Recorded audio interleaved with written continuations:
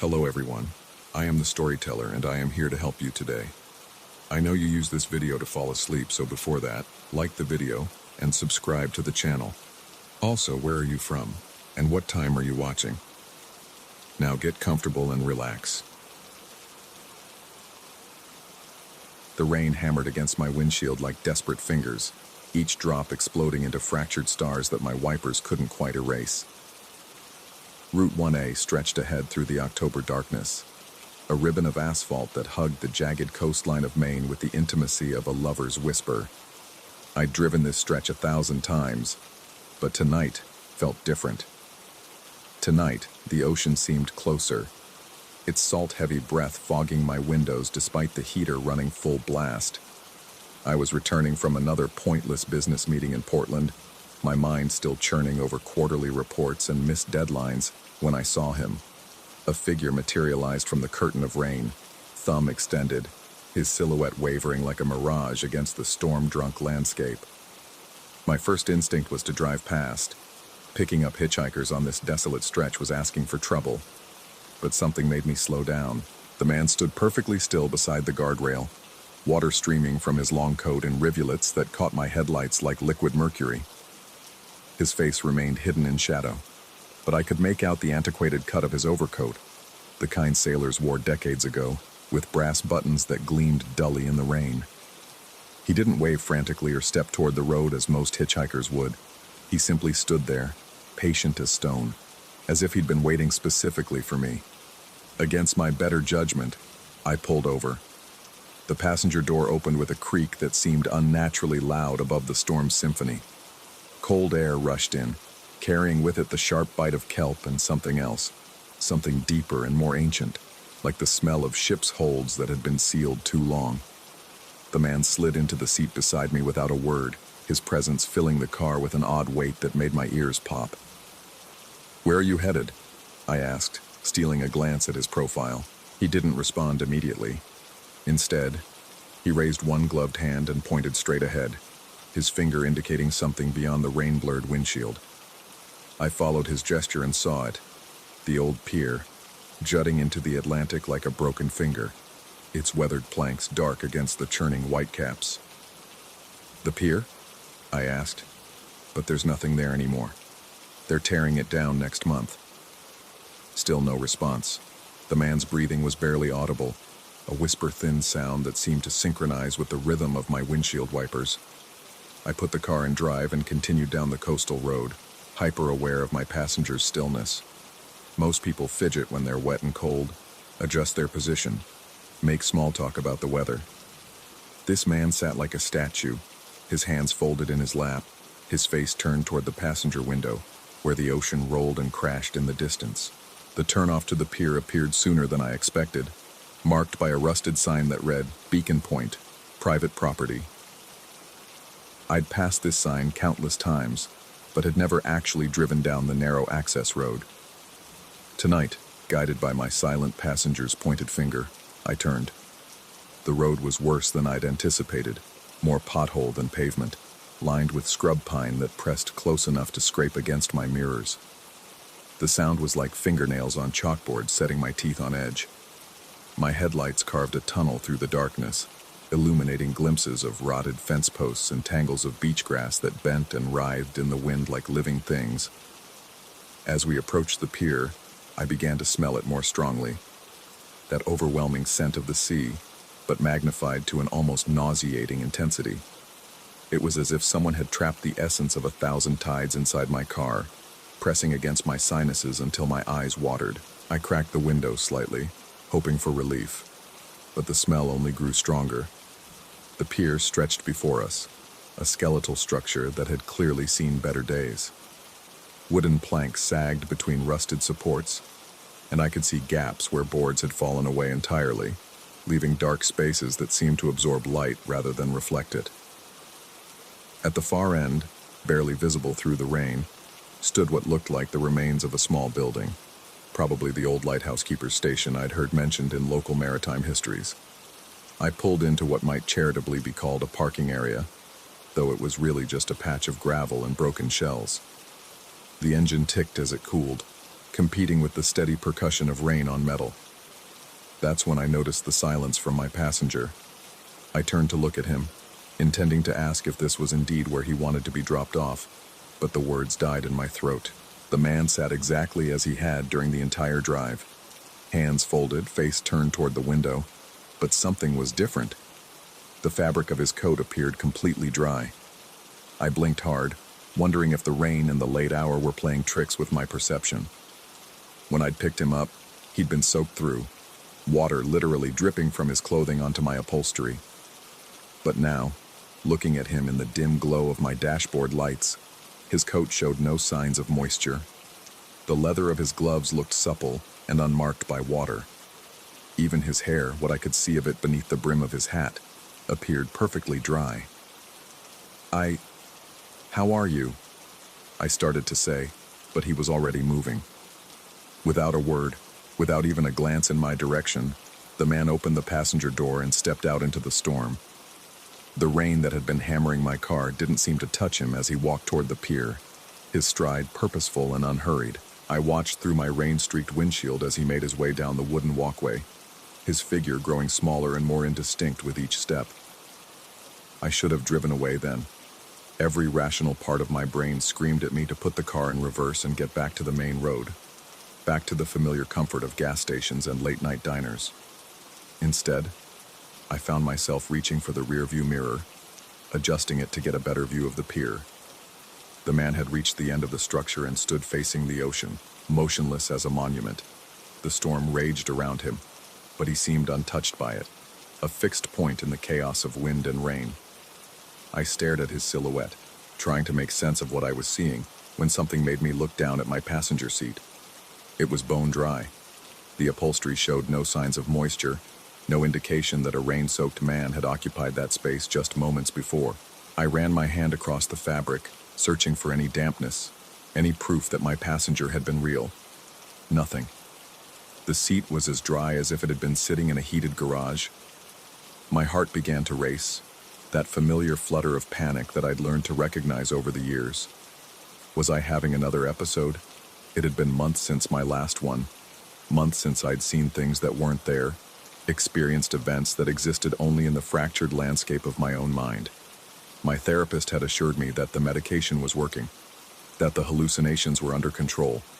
But sitting there in the darkness, staring at a dry car seat that should have been soaked, I felt the familiar tendrils of doubt creeping in. I reached for the radio, desperate for the normalizing influence of human voices, music, anything to anchor me to consensus reality. The static cleared after a moment, resolving into the familiar voice of the late-night DJ from WBKR, the local station that served the coastal communities. "And that's all the news for this hour," the DJ was saying. "Before we return to our regular programming, I want to remind our listeners about the upcoming demolition of the old pier at Beacon Point. The structure, which has been abandoned for over 30 years, will be torn down next week to make way for a new marina development. The pier holds a special place in local maritime history as the site where lighthouse keeper Edmund Thorne disappeared during the hurricane of 1952. Thorne was last seen on duty during the storm, and despite extensive searches, his body was never recovered. Local legend has it that he still walks the pier on stormy nights, waiting for ships that will never come home. The words hit me like a physical blow. I fumbled for the volume control, turning it up, but the DJ had already moved on to the weather forecast. The coincidence was too perfect, too precisely aligned with my current situation to be random. But coincidences happen, didn't they? Just because something seemed meaningful didn't mean it actually was. That was one of the first lessons I'd learned in therapy, the difference between pattern recognition and paranoid delusion. I looked back toward the pier, and my breath caught in my throat. The figure was still there, still standing at the end of the wooden walkway, but now he seemed closer somehow, as if the perspective had shifted without me noticing. The rain continued to fall in sheets, but I could swear I could see him more clearly now, could make out details that should have been impossible at this distance and in this weather. He was wearing the same coat I'd seen in my car, but now I could see the brass buttons clearly, could make out the intricate rope work on his collar that marked him as maritime personnel. His hat was pulled low over his face, but his posture spoke of someone accustomed to standing watch. someone who had spent years scanning the horizon for signs of danger or salvation. As I watched, transfixed, he began to turn. The movement was slow, deliberate, like a lighthouse beam sweeping across the water. I knew, with a certainty that bypassed rational thought, that he was turning to look at me. Every instinct I possessed screamed at me to look away, to start the engine and flee. But I found myself frozen, unable to break eye contact with a figure I couldn't clearly see from this distance. That's when my dashboard lights began to flicker. At first, it was just a brief dimming, the kind of electrical hiccup that happens in older cars during storms, but then the pattern became more pronounced, more rhythmic. The lights pulsed in a sequence that seemed almost like Morse code, though I couldn't decipher the message. My radio began to crackle with static, the DJ's voice dissolving into white noise punctuated by what sounded almost like whispers. I looked down at my gauges and felt the last vestiges of rational explanation slip away. The fuel gauge, which had shown 3/4 full when I'd left Portland, now registered completely empty. The odometer, which should have read 87,432 miles, displayed nothing but a row of zeros. Most disturbing of all, the clock on my dashboard, which had shown 11:47 p.m. when I'd picked up the hitchhiker, now read 3:33 a.m. Either I was losing time, or I was losing my mind. The figure on the pier had completed his turn and was now facing my direction. Even through the rain and darkness, I could feel the weight of his attention, pressing against me like a physical force. My windows began to fog despite the heater, and I realized that the temperature inside the car was dropping rapidly. I could see my breath forming small clouds with each exhalation, even though the heater controls showed maximum heat. That's when I heard the tapping. It started as a gentle rhythm against the passenger window, like raindrops but more regular, more purposeful. I turned to look and saw nothing but the storm, but the tapping continued, growing slightly more insistent. It sounded exactly like someone knocking, requesting entry, but there was no one there. My hands shook as I reached for the gear shift. I had to get out of here, had to return to the main road where things made sense, where dashboard clocks told time correctly and passenger seats remained wet when occupied by rain-soaked hitchhikers. But as I moved to put the car in reverse, I caught another glimpse in my rearview mirror. The pier was empty. The figure that had been standing at its end had vanished, leaving only the rain-lashed planks and the churning darkness of the Atlantic. I stared at the mirror, adjusting it frantically, searching for any sign of where he might have gone. Had he fallen? Had he simply walked back down the pier while I was distracted by my malfunctioning dashboard? The tapping on the passenger window intensified, becoming urgent, demanding. But when I turned to look directly at the window, I saw only my own reflection staring back at me, wide-eyed and pale in the ghostly light of the dashboard. The tapping seemed to be coming from inside the glass itself, as if something trapped within was trying to get out. I gunned the engine and threw the car into reverse, my tires spinning on the wet gravel as I backed away from the pier. The headlights swept across the wooden structure one final time, and I could have sworn I saw a figure standing near the entrance to the walkway, watching me leave. But when I blinked and looked again, there was nothing there. The drive back to Route 1A felt endless, though my dashboard clock insisted only minutes had passed. Every shadow seemed to hide a standing figure.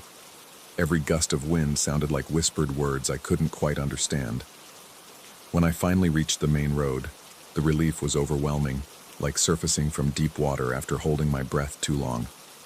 I drove straight home, my hands gripping the steering wheel so tightly my knuckles ached. The familiar streets of my neighborhood felt like salvation, the ordinary sight of porch lights and mailboxes a balm against the strangeness of the evening. I pulled into my driveway and sat there for several minutes, engine running, trying to process what had happened. The rational explanations lined up like soldiers in my mind.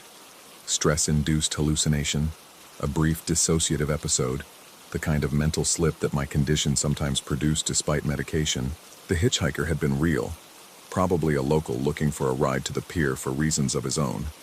The dry car seat could be explained by my own faulty memory, the dashboard malfunctions by electrical problems exacerbated by the storm. The radio broadcast about the lighthouse keeper was simply an unfortunate coincidence, the kind of synchronicity that seemed meaningful only because I was looking for meaning. But as I sat there in my driveway, surrounded by the comforting normalcy of suburban architecture, I couldn't shake the memory of that figure standing at the end of the pier, or the way he had turned to watch me with eyes I couldn't see, but somehow felt boring into my soul. I've driven Route 1A dozens of times since that night, usually in daylight, sometimes in clear weather. I tell myself I'm taking the scenic route, that I prefer the coastal views to the inland highways. But the truth is, I'm looking for the turnoff to Beacon Point, searching for some sign that the pier still exists, that the events of that October night had some basis in objective reality. I've never found it. The road curves and straightens along the coastline exactly as I remember, but the rusted sign marking the access road has vanished. Where I distinctly recall turning that night, there's nothing but an unbroken line of scrub pine and beach grass. I've stopped and walked the shoulder, searching for any trace of the narrow road that led to the pier, but I find only solid forest stretching back from the highway. The local historical society has no record of a lighthouse at Beacon Point, no documentation of a keeper named Edmund Thorne who disappeared in 1952. The radio station WBKR went off the air 15 years ago, its frequency now occupied by a Spanish-language music station that plays nothing but upbeat pop songs. Sometimes, when the weather is particularly bad and I'm driving home late at night, my GPS loses signal along that stretch of coast. The screen goes blank for several miles, leaving me to navigate by memory and the occasional flash of lightning illuminating the road ahead. During these electronic blackouts, my speedometer drops to 0 regardless of my actual speed, and the radio fills with static that almost sounds like voices calling from a great distance. On those nights, I find myself slowing down, scanning the roadside for a figure in an old maritime coat, thumb extended in the universal gesture of someone seeking passage to wherever it is that the lost go when they can no longer find their way home. I've never seen him again, but sometimes in the corner of my eye, I catch a glimpse of something that might be a man standing very still in the rain, waiting with infinite patience for the next traveler willing to take a chance on a stranger who might not be there at all. The pier at Beacon Point was demolished last month, according to the newspaper. The article mentioned that the site would be developed into a luxury marina, complete with shops and restaurants catering to the tourist trade. But the article also noted something the developers hadn't expected to find. When they began clearing the site, they discovered the foundation of a small building at the end of the pier, a structure that didn't appear on any of their surveys or historical records. Inside the foundation, preserved by some quirk of coastal chemistry and sheltered from the decades of salt spray, they found a lighthouse keeper's log. The final entry, dated October 13th, 1952, was written in a careful hand that spoke of a great storm approaching from the northeast, of ships that might need guidance through the treacherous waters off the point. The entry ended mid-sentence, the pen trailing off into illegible scratches, as if the writer had been interrupted by something that required his immediate attention outside. I keep a clipping of that newspaper article in my wallet, folded and refolded until the creases threaten to separate entirely. It's probably nothing more than historical curiosity, the kind of interesting local story that provides color to otherwise mundane development projects. But on nights when the rain pounds against my windows and the ocean wind howls through the pine trees, I take out that clipping and read it again, searching for some explanation that might bridge the gap between what I experienced and what everyone assures me is possible. The medication helps. The therapy sessions provide tools for distinguishing between perception and reality. My life has returned to a comfortable routine of work and sleep, and the small pleasures that make existence bearable. But I've learned that some questions don't have answers, and some experiences resist categorization, no matter how desperately we try to fit them into the neat boxes of rational explanation. All I know for certain is this. On a rainy night in October, I gave a ride to someone who needed to reach a destination that may or may not have existed. Whether that someone was a flesh-and-blood hitchhiker, a manifestation of my own troubled psyche, or something else entirely, something that dwells in the spaces between what we know and what we fear, I may never know. But sometimes, when I'm driving alone through the darkness and the rain, I find myself hoping that whoever he was, wherever he was trying to go, he finally made it home. After all, We're all just trying to find our way back to where we belong, even if that place exists only in memory, in longing, or in the brief moments when a stranger's kindness bridges the vast gulf between solitude and connection. The rest is just weather, and time, and the eternal mystery of what happens when the familiar world tilts just enough to reveal the strangeness that has been there all along, waiting patiently in the rain. Story 2.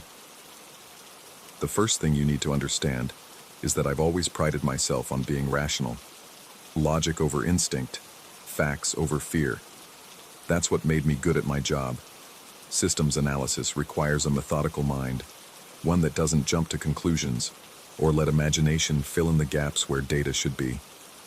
But there are some gaps that logic can't bridge, some frequencies that reason can't decode. And sometimes, in the deepest hours of night when sleep won't come, I still hear my own voice calling to me from places I've never been. The hiking trail near Lake Wenatchee had been Marcus's idea. He'd found it on some obscure forum dedicated to undiscovered gems in Washington state, a moderate day hike through old-growth pine forest that supposedly terminated at a pristine alpine lake. The kind of place, he insisted, where you could still find true wilderness, untouched by the Instagram crowds that had overrun every other trail within driving distance of Seattle. I should have questioned why a trail would remain undiscovered in an age where satellites map every square inch of Earth, where hikers post coordinates like breadcrumbs across social media. But October's gray drizzle had been wearing on all of us at the consulting firm, and the promise of crisp mountain air and autumn colors felt like salvation. The three of us, Marcus, Trevor, and myself, had worked together for 5 years. We knew each other's professional rhythms, could anticipate responses in meetings, finish each other's technical explanations. That familiarity bred a comfortable illusion of predictability that extended beyond office walls. We thought we knew what to expect from each other, even in unfamiliar territory. The trailhead parking was empty except for a rusted-out Subaru with Washington plates from the 1990s. No official markers, no trail maps posted on weathered boards. Just a gap in the tree line where something resembling a path disappeared into the forest. Marcus consulted his phone's GPS, frowning at the weak signal, then shrugged with characteristic optimism. The first few miles were unremarkable, a gentle upward slope through dense stands of Douglas fir and western hemlock, the forest floor carpeted in layers of decomposing needles that muffled our footsteps. Occasionally we'd catch glimpses of distant peaks through breaks in the canopy, but the trees pressed close, creating a tunnel of green that seemed to stretch infinitely forward. Conversation died as the afternoon wore on, not from exhaustion, the pace was moderate, but from something in the forest itself that discouraged unnecessary sound. Our voices seemed to carry too far in the still air, echo strangely off the tree trunks. Eventually we settled into single file, following what we hoped was still a trail, but increasingly looked like a deer path or animal run. The first warning should have been when Trevor's GPS lost satellite lock entirely. Then mine. Marcus's phone showed our location as a blank space, a digital void where the map simply stopped rendering. We laughed about it then, made jokes about being analog pioneers, off-grid adventurers. The sun was still visible through the canopy, which meant we could navigate by general direction, find our way back by retracing our route. Except when we stopped to rest and eat energy bars, I couldn't shake the sensation that the path behind us looked different. Narrower, perhaps, or maybe angled slightly left where I remembered it going right.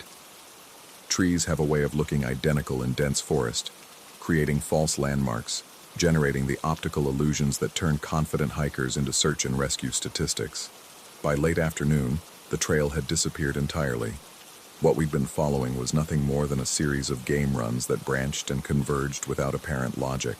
The forest floor showed occasional signs of passage, broken twigs, displaced leaf litter, but whether from deer, elk, or something else was impossible to determine. The lake that was supposed to be our destination never materialized. Instead, the forest seemed to thicken, the trees growing larger and more ancient, their bark scarred with marks I tried not to interpret as deliberate patterns. Moss hung from branches like funeral shrouds, and in the spaces between tree trunks, shadows gathered with unusual density despite the hour. When full darkness arrived, it came suddenly. One moment we were navigating by the last gray light filtering through the canopy. The next, we were standing in near total blackness, our flashlight beams carving futile holes in an ocean of pine and shadow. Marcus suggested we make camp and wait for dawn. The practical choice, the reasonable decision. We found a small clearing, if you could call it that, where the trees thinned enough to allow us to set up Trevor's emergency shelter, a lightweight tarp that could accommodate 3 people in extreme conditions. The shelter was barely adequate. We'd planned a day hike, not an overnight, so our supplies consisted of water bottles, granola bars, and the kind of minimal emergency gear that makes you feel prepared without actually being prepared. The October night brought temperatures that bit through our light jackets and turned our breath to visible vapor. But the cold was the least of our concerns. The sound started around 2 in the morning. I know the time because I kept checking Trevor's watch, the only one among us with an illuminated face, hoping that dawn was closer than it felt. Sleep had been impossible anyway. The ground was too hard, the makeshift shelter too cramped, and something about the forest felt fundamentally wrong in ways my rational mind couldn't articulate. The first scream was distant, echoing from somewhere deeper in the woods. High-pitched, sustained, unlike anything I'd ever heard. Not quite human, but not entirely animal either. It cut through the night air with surgical precision, raising goosebumps along my arms and setting every nerve ending on high alert. Trevor sat up immediately, his breathing sharp in the confined space. Marcus whispered something about elk or mountain lions, but his voice carried uncertainty rather than conviction. We'd all heard recordings of wildlife calls, and this matched none of them. The scream came again, closer this time from our left, then again from the right, as if the source had moved with impossible speed, or as if there were multiple sources calling to each other across the darkness. That's when I noticed that our shelter fabric was moving. Not the gentle flutter of wind, there was no wind, but deliberate pressure from outside, as if something was running its fingers along the tarp, testing the material, exploring the shape of our temporary refuge. The 3 of us huddled in the center of the shelter, flashlights off to avoid advertising our location, whispering in voices so low they barely qualified as sound. The fabric continued to move, bulging inward at various points as unseen hands, or whatever passed for hands, pressed against the exterior. Then the screaming began to circle us. It started from the north and moved clockwise around our camp, maintaining perfect distance, never getting closer, but never moving farther away. The sound was constant now, unbroken, as if the thing, whatever it was, had unlimited lung capacity. But more disturbing than the sound itself was its movement. Too fast to be human, but too controlled to be random animal behavior. After what felt like hours, but was probably only minutes, the circling stopped. The forest fell silent with the abruptness of a record player yanked from its outlet. Even the usual night sounds, owl calls, rustling leaves, the distant crack of settling wood, had vanished. In that silence, we heard footsteps. Bare feet on forest floor, moving with deliberate stealth around our shelter. The steps were accompanied by another sound, rhythmic and sharp, the clicking of hooves on stone or hard-packed earth. 2 distinct patterns of movement, synchronized, as if something was walking on human feet, while something else paced alongside on cloven hooves. The footsteps stopped directly outside the shelter entrance. We waited, barely breathing, for whatever would happen next. Minutes passed. Then more minutes. The silence stretched until it became a physical weight pressing down on us, more oppressive than the screaming had been. When dawn finally came, filtering through the tarp in gray increments, we emerged to find the evidence of our nocturnal visitors preserved in the soft earth around our camp. Human footprints, bare and well-defined, circled our shelter in a perfect ring. Mixed among them were hoofprints, cloven marks that looked too large for deer, too deep for the sandy soil. The strangest part was the condition of the ground itself. The earth was dry, despite the Pacific Northwest's typical October moisture, bone dry as if it hadn't seen rain in months. But I distinctly remembered the soil being damp when we'd set up camp the evening before. We broke camp quickly, saying little, each of us privately processing what we'd experienced. The logical explanation was mass hallucination brought on by stress, dehydration, and the disorienting effects of being lost in unfamiliar territory. Groups of people could share similar delusions under extreme circumstances. It was documented in survival literature, but logic has trouble explaining physical evidence. We found our way out of the forest by late morning, following what might have been the same path we'd taken in, or might have been an entirely different route. The trees seemed less dense in daylight, the forest less oppressive, though I couldn't shake the feeling that we were being watched from the deeper shadows between the trunks. The parking area looked exactly as we'd left it, except for the presence of a National Forest Service truck and a uniformed ranger who appeared to be waiting for us. He was a compact man in his 50s, with the weathered look of someone who'd spent decades in the outdoors. His name tag read Mitchell, and his expression suggested he was dealing with a problem he'd encountered before but wished he hadn't. Ranger Mitchell asked routine questions about our route, our experience level, whether we'd encountered any other hikers. Standard protocol for people who'd spent an unplanned night in the forest, but when Trevor mentioned the sounds we'd heard, Mitchell's demeanor shifted subtly. His questions became more specific, more focused on details we might prefer to forget. He told us that there had been other incidents in this area over the past month, hikers reporting unusual sounds, unexplained tracks, the sensation of being stalked by something that stayed just beyond visual range. Most wrote it off as wildlife encounters, the kind of stories that grow in the telling around campfires. But Mitchell's tone suggested he wasn't entirely convinced by the wildlife explanation. He mentioned almost casually that there was a fugitive situation in the region. Someone who'd escaped from a minimum security facility 3 weeks earlier and was believed to be surviving in the wilderness. The escapee had a history of mental health issues and had been observed exhibiting unusual behavior, specifically imitating animal sounds and movements. The ranger's explanation should have been reassuring, a human cause for inhuman phenomena, but something in his delivery suggested he was sharing the official line rather than his personal assessment of the situation. Before we left, Mitchell played us a recording from his radio. Another group of hikers had reported strange vocalizations 2 nights earlier, about 5 miles from where we'd camped. The audio quality was poor, distorted by radio compression and atmospheric interference, but the sounds were unmistakably similar to what we'd heard. Except these recordings contained something else. Responses. As if whatever was making the initial sounds was being answered by something deeper in the forest. A conversation in a language that wasn't quite animal and wasn't quite human. Mitchell's expression as he played the recording was troubled. He admitted that wildlife biologists who'd reviewed the audio couldn't identify the source. The vocalizations didn't match any known species in the region. They didn't match any known species, period. The logical response would have been to report our experience, file it with the appropriate authorities, and return to our normal lives with an interesting story to tell at dinner parties. We'd survived our first wilderness emergency, learned valuable lessons about preparation and navigation, and had a brush with the kind of mystery that makes the news cycle for a day or two before being forgotten. Instead, we found ourselves planning a return trip. The decision emerged gradually over the following week, never quite discussed openly but understood among the 3 of us. We'd experienced something that defied easy explanation, and the rational part of our minds demanded resolution. Questions required answers. Mysteries needed solving. Marcus researched high-quality audio recording equipment.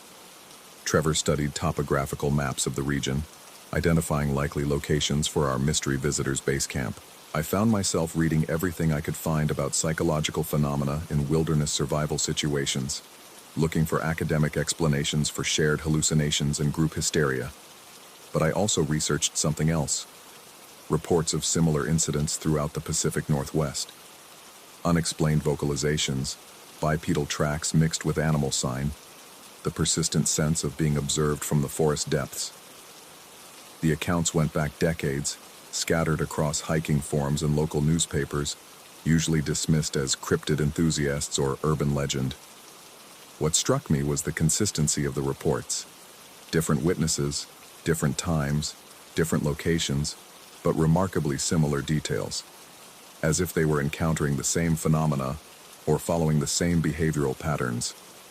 We returned to the trailhead on a Friday evening, carrying professional-grade recording equipment and enough supplies for a proper overnight camp.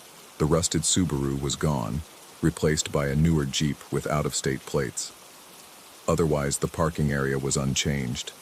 This time, we followed our GPS coordinates from the previous trip, retracing our route with scientific precision. The path seemed clearer now, more defined, as if it had been used frequently in the intervening week.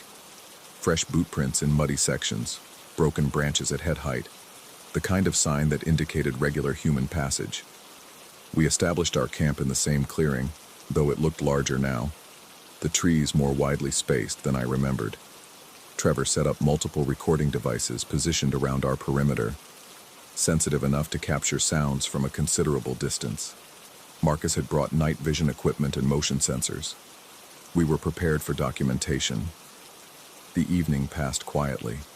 Too quietly. None of the normal forest sounds we'd expected.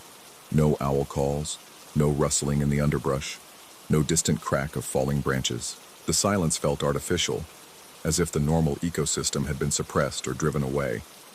We took shifts monitoring the equipment, maintaining a rotation that kept someone awake and alert throughout the night. I took the first watch, from 10 until midnight, scanning the forest edge with night vision binoculars and checking the audio levels on our recording setup. Nothing moved in the darkness beyond our camp. No sounds registered on the sensitive microphones. The motion sensors remained silent. It was as if we were camping in a dead zone, a place where the normal rules of nature had been suspended. Marcus relieved me at midnight, and I settled into my sleeping bag feeling oddly disappointed. We'd prepared for scientific documentation of an unexplained phenomenon, and instead, we were experiencing a perfectly normal camping trip in an unusually quiet forest. I dozed fitfully, half listening to Marcus moving around the camp, checking equipment, maintaining vigilance. Somewhere around 2 in the morning, I was awakened by the sound of him adjusting the recording equipment, turning up gain levels to capture fainter sounds. That's when we got our first positive result. The recording equipment had been running continuously, capturing ambient forest sounds at levels below normal human hearing. When Marcus played back the previous hour at increased volume and sensitivity, we could hear something that our ears had missed in real time. Breathing. Slow, deliberate, unnaturally regular. Coming from multiple locations around our camp, maintaining the same rhythm, the same depth, as if several somethings were sleeping in the forest around us, their respiration synchronized, or as if something was mimicking the sound of sleep, creating an audio camouflage that would mask its true activities. Marcus woke Trevor and me, and we listened to the playback with growing unease. The breathing sounds were clearly audible once you knew to listen for them, but they existed just below the threshold of conscious perception. Subsonic predator behavior, designed to avoid detection while maintaining proximity to prey. We made the decision to actively test our theory. If something was out there mimicking sounds, we would give it something to mimic and record the results. I volunteered to be the test subject, perhaps because the whole situation felt like an extension of my professional work. Identify the unknown variable, test the hypothesis, document the results. I walked to the edge of our camp and called out into the darkness, loud enough to carry into the forest but not so loud as to seem aggressive or threatening. Hello? Is someone out there? We're just camping. We're not going to hurt anyone. The words felt strange as they left my mouth, formal and artificial in the wilderness setting, but they served their purpose. We waited, watching the recording equipment for any response. What came back was my own voice. Not an echo. That would have been immediate, with the characteristic acoustic decay of sound bouncing off surfaces. This was a deliberate reproduction, delayed by several seconds, coming from a location at least 50 yards into the forest. My exact words, in my exact tone, but somehow wrong. Too perfect, perhaps. Like a digital copy that preserved every detail while missing some essential quality of the original. Trevor's face had gone white in the glow of our equipment displays. Marcus was staring at the audio meters, watching the playback waves that confirmed what we were hearing. The response had come from a single point source, not distributed like an echo would be. I tried again, this time with a different phrase. "We know you're out there. What do you want?" Again, the response came from the forest, delayed by the same interval, in perfect reproduction of my voice. But this time, there was something else. A quality I couldn't quite identify. A subtle distortion that made the familiar sound of my own speech unsettling to hear. It was like listening to yourself recorded in sleep, hearing words you don't remember speaking. Marcus suggested we try multiple voices, test whether the response was specific to me or could replicate any of us. Trevor volunteered next, calling out a simple greeting. The forest returned his words with the same unnatural precision, the same uncanny perfection. But when Marcus tried, something different happened. His words came back, changed. Not dramatically, still recognizably his voice, still clearly his phrasing, but altered in ways that were hard to define. The timing was slightly off, certain syllables emphasized differently, inflections that suggested a meaning he hadn't intended. It was as if something was learning to use his voice but hadn't quite mastered the technique. We spent the next hour conducting what we told ourselves was scientific experimentation, but increasingly felt like a conversation with something that shouldn't exist. Each exchange taught us more about the nature of our respondent, and taught it more about us. The thing in the forest, I'd stopped trying to think of it as human, despite Mitchell's talk of an escaped fugitive, could reproduce our voices with disturbing accuracy. But its responses suggested intelligence beyond simple mimicry. It began anticipating our words, responding before we'd finished speaking, completing sentences we'd only begun. More disturbing still, it started originating its own statements, using our voices to speak words we'd never said. The first time I heard my own voice saying, "You shouldn't have come back." From the darkness beyond our camp, I felt something fundamental shift in my understanding of the situation. This wasn't animal mimicry, or even human impersonation. This was something that had learned enough about us to become us, at least vocally. Trevor suggested we pack up and leave immediately, the rational choice, the safe choice. But the thing that had been speaking with our voices seemed to anticipate this decision. "Don't go," it said, using Trevor's own voice with perfect intonation. "I'm lonely." The word lonely stretched out longer than it should have, distorted in ways that suggested the speaker didn't quite understand its meaning but knew its emotional impact. It was the most human thing we'd heard from the forest, and somehow that made it more frightening than the inhuman screams of our first night. We stayed, not from scientific curiosity anymore, but from a growing sense that we no longer had a choice in the matter. The thing in the forest had claimed our voices, and with them, it seemed to have claimed some measure of control over our actions. The conversation continued until dawn, becoming increasingly complex and disturbing. Our vocal doppelganger demonstrated knowledge it shouldn't have possessed. Details about our work, our families, our personal fears that we'd never discussed aloud. It spoke of things we'd done in childhood, mentioned people we hadn't thought about in years, referenced conversations that had occurred far from this forest, as if it had been listening to us for much longer than a single night.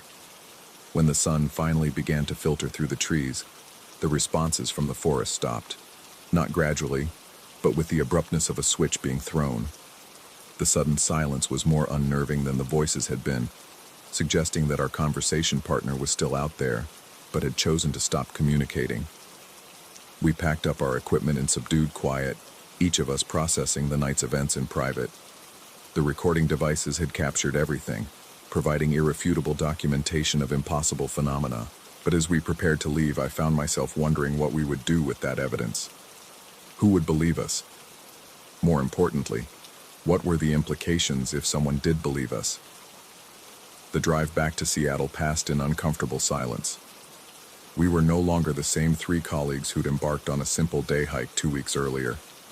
Something had changed in the forest, and that change extended beyond our encounter with the voice-mimicking entity. We'd heard ourselves speaking words we'd never said, expressing thoughts we'd never had.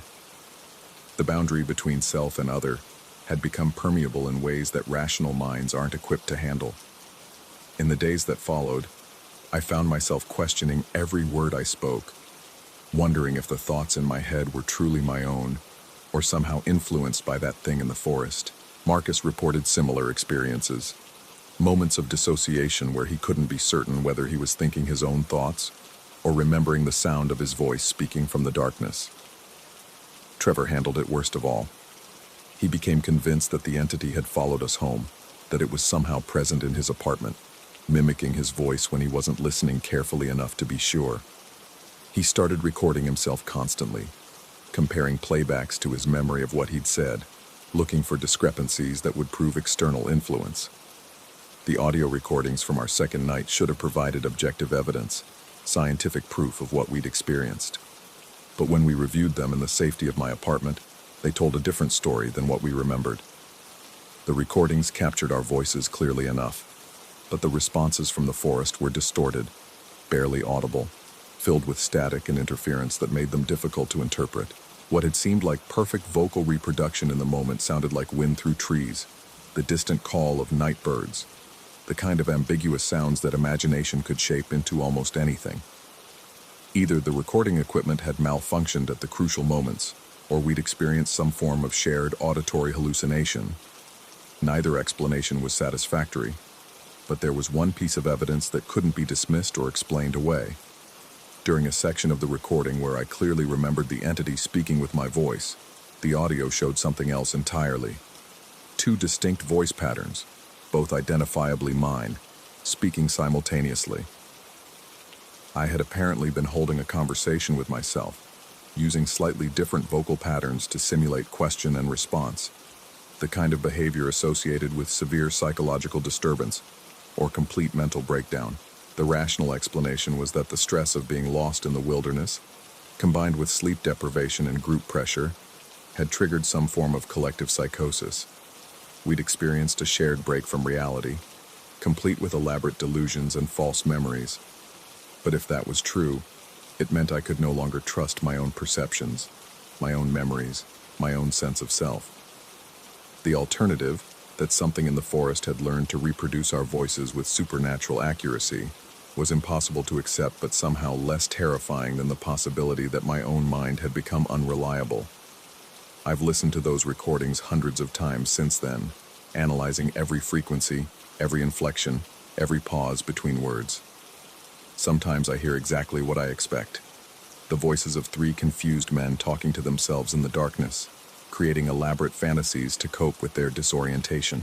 Other times, usually late at night when rational thought gives way to the deeper instincts that kept our ancestors alive in dangerous times, I hear something else entirely. I hear my own voice speaking words I don't remember saying, expressing thoughts I've never had, engaging in conversations with something that learned to be me better than I know how to be myself. The most disturbing thing isn't the uncertainty about what happened in the forest. It's the growing certainty that it hasn't ended. Sometimes when I'm alone in my apartment and the building settles around me with its usual creaks and sighs, I hear my own voice speaking from the next room. Not loudly, just above the threshold of perception, like those breathing sounds we recorded in the forest. When I investigate, I find nothing but empty rooms and the kind of silence that makes you question whether you heard anything at all. Marcus has reported similar experiences. Trevor stopped answering his phone last month, and when I went to check on him, his apartment was empty. No signs of struggle, no indication of where he'd gone. Just a note in his handwriting that said, "I found out who was really speaking." I've been back to the forest 3 times since then, always alone, carrying recording equipment that captures only wind and wildlife. The trail seems to have changed again, leading to different clearings, different configurations of trees. As if the forest itself is fluid, reshaping according to the needs of whatever lives in its depths. Or as if I can no longer navigate familiar territory because my sense of direction, like my sense of self, has become unreliable. I tell myself that I'm conducting research, seeking closure, trying to understand what happened to us in those pine forests, but I suspect the truth is simpler and more disturbing. I'm returning because something is calling me back, using my own voice to summon me to places I've never been. The voice in the pines knows me better than I know myself now. It's had weeks to study my speech patterns, my thought processes, my deepest fears and desires. When it calls to me in the darkness of my apartment, using words I might have spoken, expressing thoughts I might have had. I can no longer be certain where the entity ends and I begin. The most terrifying part isn't that something inhuman learned to mimic my voice. It's that I'm starting to suspect it was never mimicking me at all. Maybe I've been mimicking it.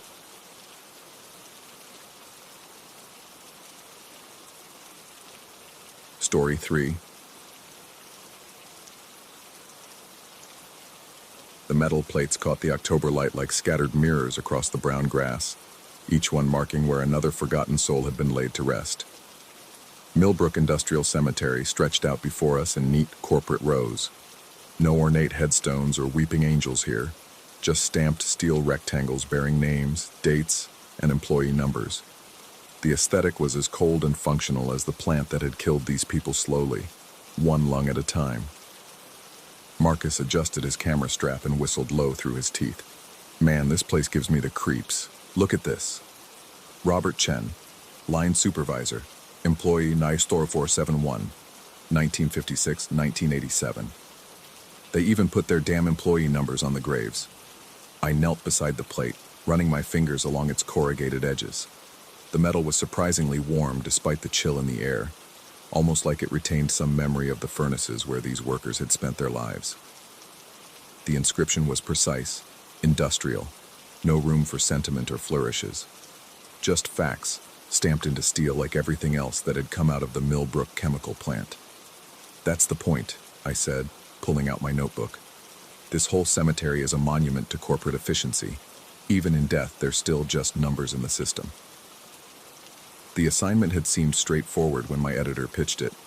A photo essay about America's forgotten industrial graveyards, places where entire communities of workers had been buried with the same mechanical precision that had governed their working lives. Millbrook fit the profile perfectly. 300 graves, all former employees of the chemical plant that had dominated this corner of Indiana for 60 years before shutting down in 1994.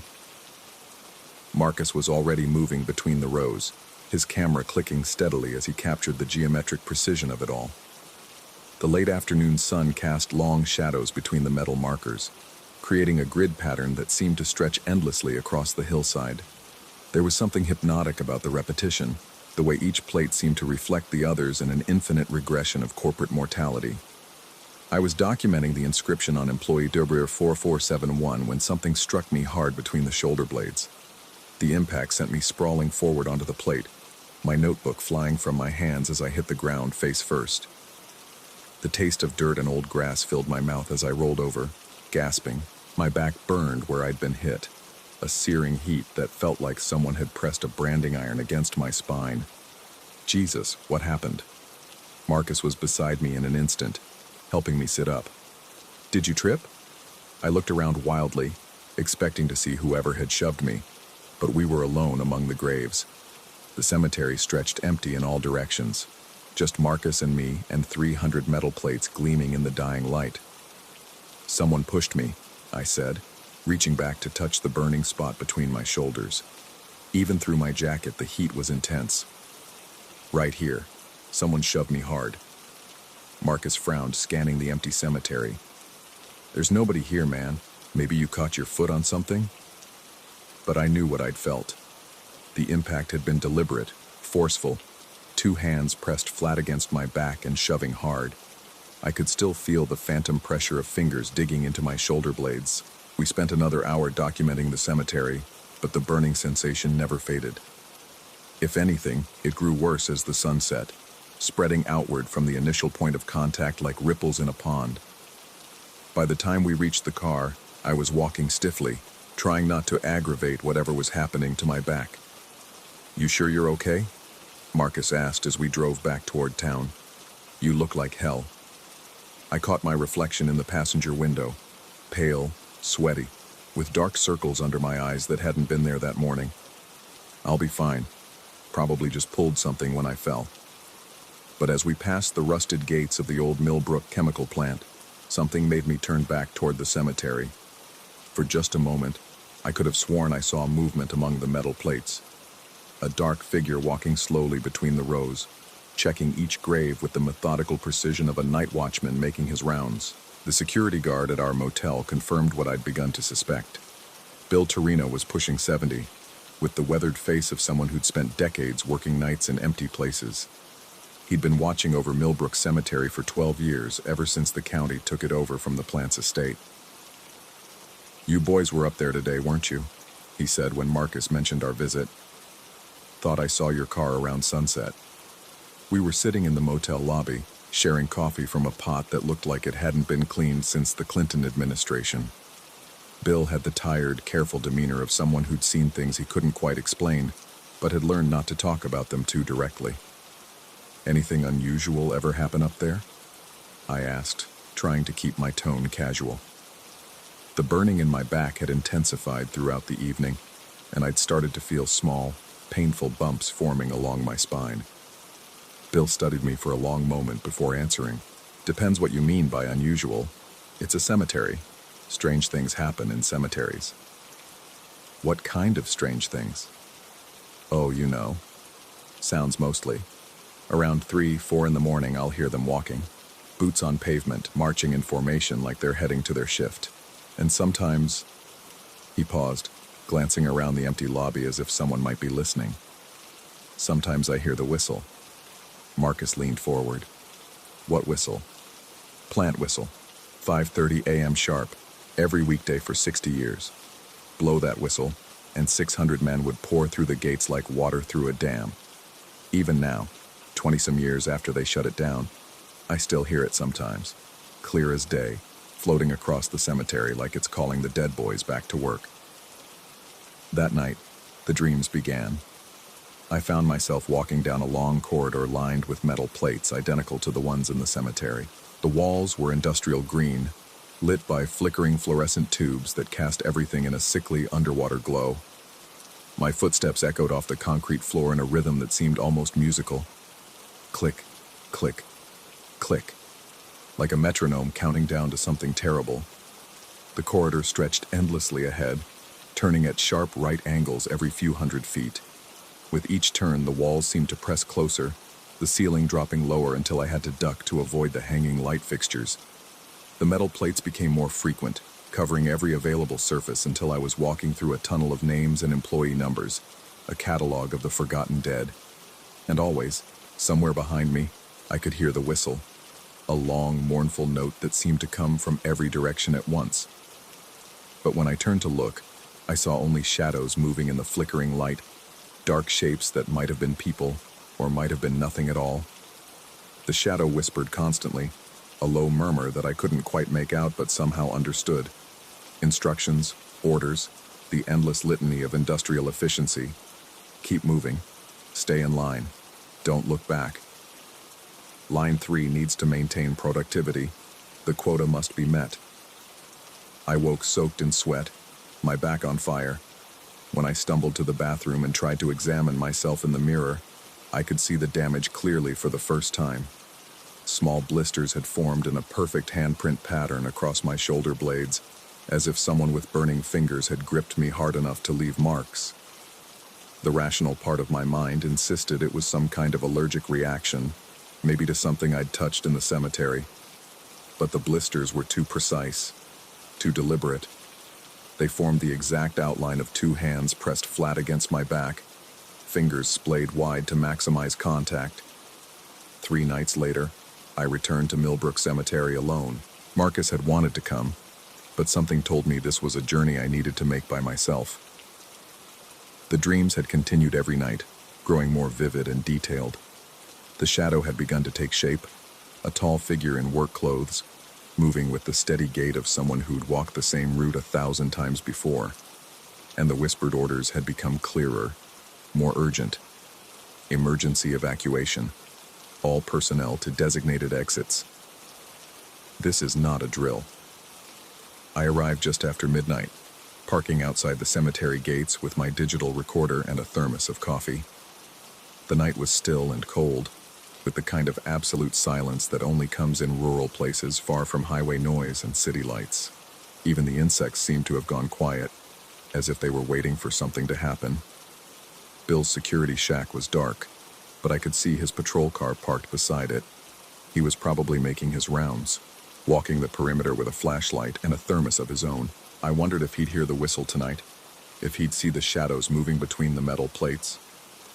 I set up my equipment near the center of the cemetery, where the oldest graves were clustered around a small memorial plaque dedicated to the industrial heroes of Millbrook Chemical. The metal plates seemed to glow faintly in the starlight, reflecting the sky like dark water. The symmetry was even more pronounced at night, perfect rows extending in all directions, each grave precisely aligned with its neighbors. At 3:17 a.m. I heard the footsteps. They started at the far end of the cemetery, near the newer graves where the last employees had been buried in the early 90s. Boots on pavement, just like Bill had described, the steady, measured pace of workers heading to their morning shift. The sound grew closer, moving through the rows with mechanical precision. I held my breath and pressed record, pointing the microphone toward the sound. Through the darkness, I could just make out movement between the graves. Dark shapes walking in formation, passing between the metal plates like they were navigating a familiar route. The footsteps never broke rhythm, never hesitated. They knew exactly where they were going. And then, at 5:30 a.m. precisely, the whistle blew. It was impossibly loud, a sound that seemed to come from inside my own skull. The long, mournful note rose and fell like an air raid siren, calling the dead workers to their eternal shift. I fumbled with the recorder, my hands shaking as I tried to capture the sound. But when I played it back later, there was no whistle on the recording. Instead, I heard something else entirely. A voice, mechanical and distorted, repeating the same phrase over and over in the flat monotone of a factory announcement. Line 3, keep moving. Line 3, keep moving. Line 3, keep moving. The voice was my own. I've listened to that recording 100 times since then, studying every electronic waveform and frequency signature. The voice analysis software confirms what my ears already knew. It's my voice, speaking words I never said into a microphone I never used. Somehow the recorder captured something from inside my own head, some message that had been planted there during those strange dreams about metal corridors and whispering shadows. The blisters on my back have never healed. They form the same handprint pattern, night after night, as if invisible fingers are gripping me while I sleep. Sometimes I wake up with dirt under my fingernails and grass stains on my clothes, though I haven't been back to the cemetery since that night. Marcus says I should see a doctor, maybe talk to someone about the stress I've been under. He's probably right. The rational explanation is that I'm having some kind of breakdown, that the combination of deadline pressure and the unsettling atmosphere of the cemetery has triggered a psychological episode. The burns, the dreams, the voice on the recorder, all symptoms of a mind under stress, creating its own elaborate mythology to explain away mundane coincidences. But sometimes, late at night when I'm lying in bed listening to the distant sounds of the city, I can hear it again, the whistle calling across the years, summoning the dead workers back to their posts. And in those moments, I understand with terrible clarity that some places never let go of the people who serve them. The Millbrook chemical plant may have closed its doors 27 years ago, but the work continues. Somewhere in the darkness between sleeping and waking, between memory and dreams, there's still a shift that needs to be staffed, still quotas to be met and productivity targets to achieve. And I think I know which line they want me to work.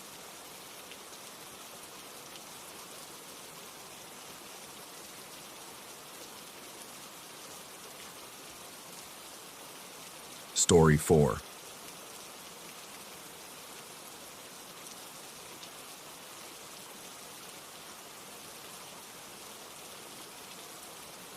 The thing about Glacier National Park is that it makes you feel small. Not just physically, though the peaks do tower over you like stone giants, but existentially small, as if the wilderness strips away all the comfortable lies we tell ourselves about being apex predators. I should have remembered that feeling before I agreed to go back.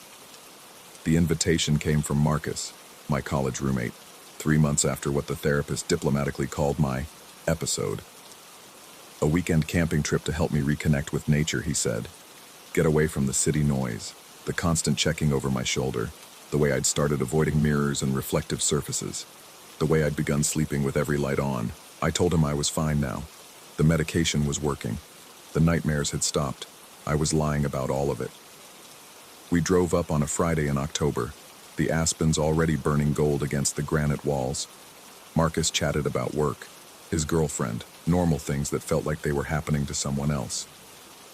I nodded and made appropriate sounds while watching the tree line, scanning for movement that shouldn't be there, shapes that didn't belong. The campground sat in a pocket of lodgepole pines beside a creek that gurgled with snowmelt.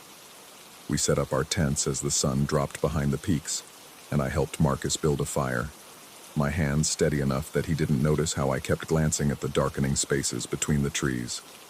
The fire crackled and spat, sending sparks up into the star-drunk sky. Marcus pulled out a bottle of whiskey and we sat in folding chairs, letting the alcohol burn away the edge of the day. He talked about his promotion, about maybe proposing to Sarah, about how good it was to see me getting back to normal. Normal.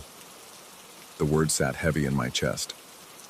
Around midnight, as the fire died to embers, Marcus yawned and announced he was turning in. I should have gone to bed too, should have zipped myself into my sleeping bag and let exhaustion pull me under. Instead, I sat by the dying coals, listening to the night sounds of the forest, the distant hoot of an owl, the rustle of small creatures in the underbrush, the whisper of wind through pine needles. That's when the breathing started.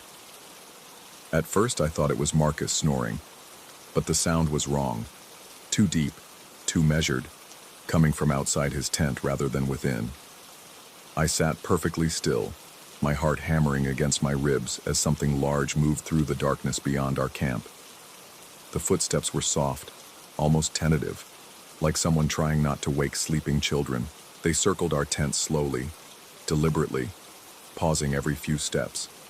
In the dying firelight, I could make out a shadow moving against Marcus's tent wall. Tall, impossibly tall, with shoulders too broad and arms too long. The shadow stopped directly behind Marcus's tent and stood there for what felt like hours, but was probably only minutes. I could hear the breathing clearly now, slow and deep, as if whatever was out there was trying to memorize our scent through the nylon walls. My throat felt like sandpaper, but I managed to whisper Marcus's name. No response. Just that steady, rhythmic breathing and the shadow that seemed to grow taller as I watched, stretching upward until it reached the top of the tent and beyond. Then it was gone. The shadow melted back into the darkness, and the breathing faded until only the normal sounds of night remained. I sat frozen in my chair until dawn, watching the tree line, my hands gripping the armrest so tightly my knuckles went white. When the sun finally crested the peaks and Marcus emerged from his tent, stretching and yawning, I wanted to tell him what I'd seen, but the words died in my throat when I saw his expression. Rested, cheerful, completely unaware that anything unusual had happened. Instead, I made coffee while he packed up his gear, and we walked the perimeter of our camp before leaving. That's when we found them.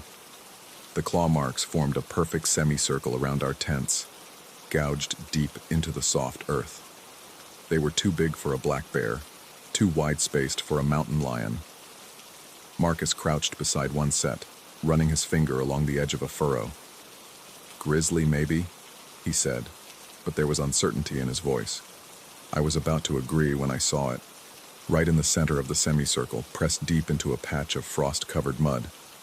A handprint, but not quite human, not quite animal. The palm was too broad, the fingers too long and thick, each digit ending in what looked like a claw. The thumb was positioned wrong, angled in a way that made my stomach clench. Marcus saw it too. For a long moment, we both stared at the print in silence. Hoax, he finally said, but his voice lacked conviction. Someone's messing with campers. A park ranger found us 20 minutes later, a weathered woman in her 50s who introduced herself as Janet. She examined the claw marks with professional interest, took photos of the handprint, and asked if we'd heard anything unusual during the night. I started to tell her about the shadow, the breathing, but Marcus cut me off.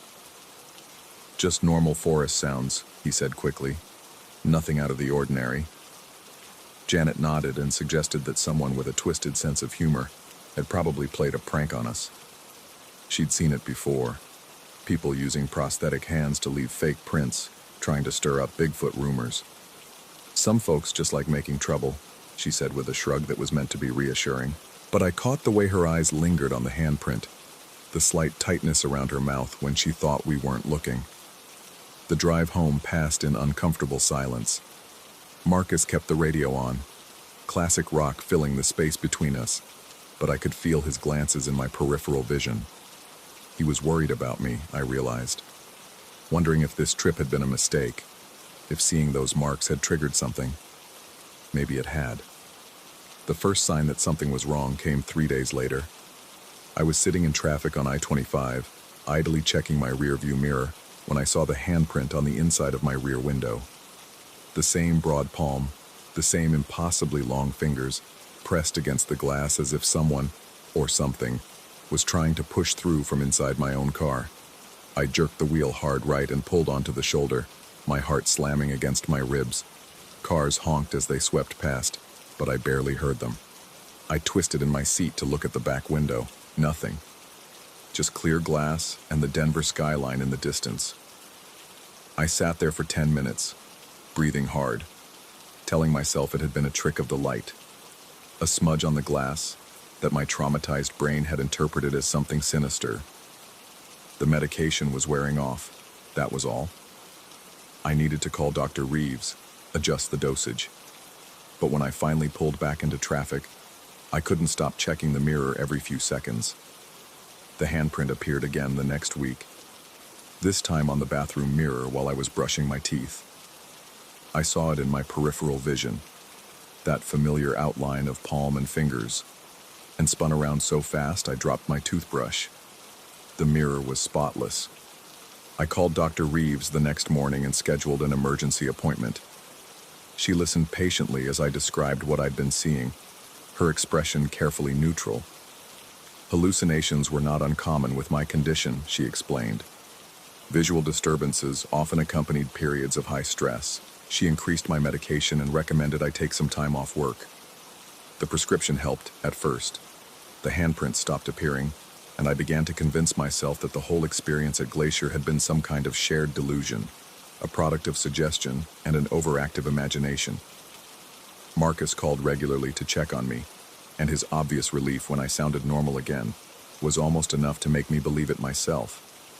Almost. Because late at night, when the medication wore thin and sleep hovered just out of reach, I could still hear that breathing. Deep and measured and patient, as if something was waiting just outside the reach of light, biding its time. The final incident happened 6 weeks after our camping trip. I was driving home from a session with Dr. Reeves, feeling cautiously optimistic for the first time in months. The new medication seemed to be working. I'd had 3 consecutive nights of uninterrupted sleep. The constant sense of being watched had faded to a manageable whisper. I stopped at a red light and glanced in my rearview mirror out of habit. And there it was again, the handprint, pressed against the inside of the rear window. But this time, I didn't look away. I stared at it, taking in every detail, memorizing the curve of the palm, the spacing of the fingers. And slowly, impossibly, the fingers began to move. They spread wider, then contracted, like a hand trying to grip something that wasn't there. The thumb traced a small circle against the glass, leaving no mark but creating the clear impression of deliberate movement.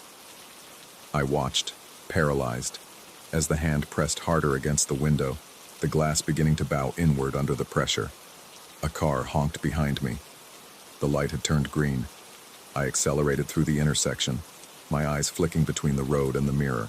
The handprint was gone, but I could swear I felt something shift in the back seat, a subtle change in the air pressure, like someone taking a deep breath. I drove straight to the police station. The officer who took my statement was professional but skeptical. He asked about my medication, my recent psychiatric treatment, whether I'd been drinking. When I mentioned the camping trip and the prints we'd found at Glacier, his expression shifted to something that might have been pity. "Look," he said gently, "I'm not going to pretend I understand what you're going through, but has anyone actually seen these handprints besides you?" I opened my mouth to mention Marcus, then closed it. Marcus hadn't seen the print on my car window, hadn't seen the one on the bathroom mirror. He'd seen the print at the campsite, but Janet had dismissed it as a hoax, and Marcus had seemed eager to accept that explanation. Had he really seen it at all, or had I somehow convinced him he'd seen something that was never there? The officer gave me a card for a crisis counselor and suggested I call someone to drive me home. I called Marcus instead. He picked up on the second ring, and the sound of his voice, normal, concerned, completely unaware of the horror creeping through my life, almost made me cry with relief. "I need to ask you something," I said without preamble. "At Glacier, when we found those marks around the camp, do you remember what we saw?" A pause. "Claw marks, right? Someone playing a prank." "What about in the center? Do you remember what was in the center of the circle?" Another pause, longer this time. Honestly, man, I'm not sure. It was pretty chaotic, you know? Finding those scratches, then the ranger showing up. Why?" My heart sank. No reason. Just wanted to make sure I remembered it right. We talked for a few more minutes about nothing important, and when I hung up, I sat in my car in the police station parking lot and faced the truth I'd been avoiding for weeks. Either something impossible was stalking me, following me home from the wilderness, leaving its mark on my windows and mirrors, breathing just outside the edge of perception, or I was losing my mind. Both possibilities terrified me equally. I drove home as the sun set behind the Rockies, checking my mirrors compulsively, but seeing nothing except the ordinary traffic of evening rush hour.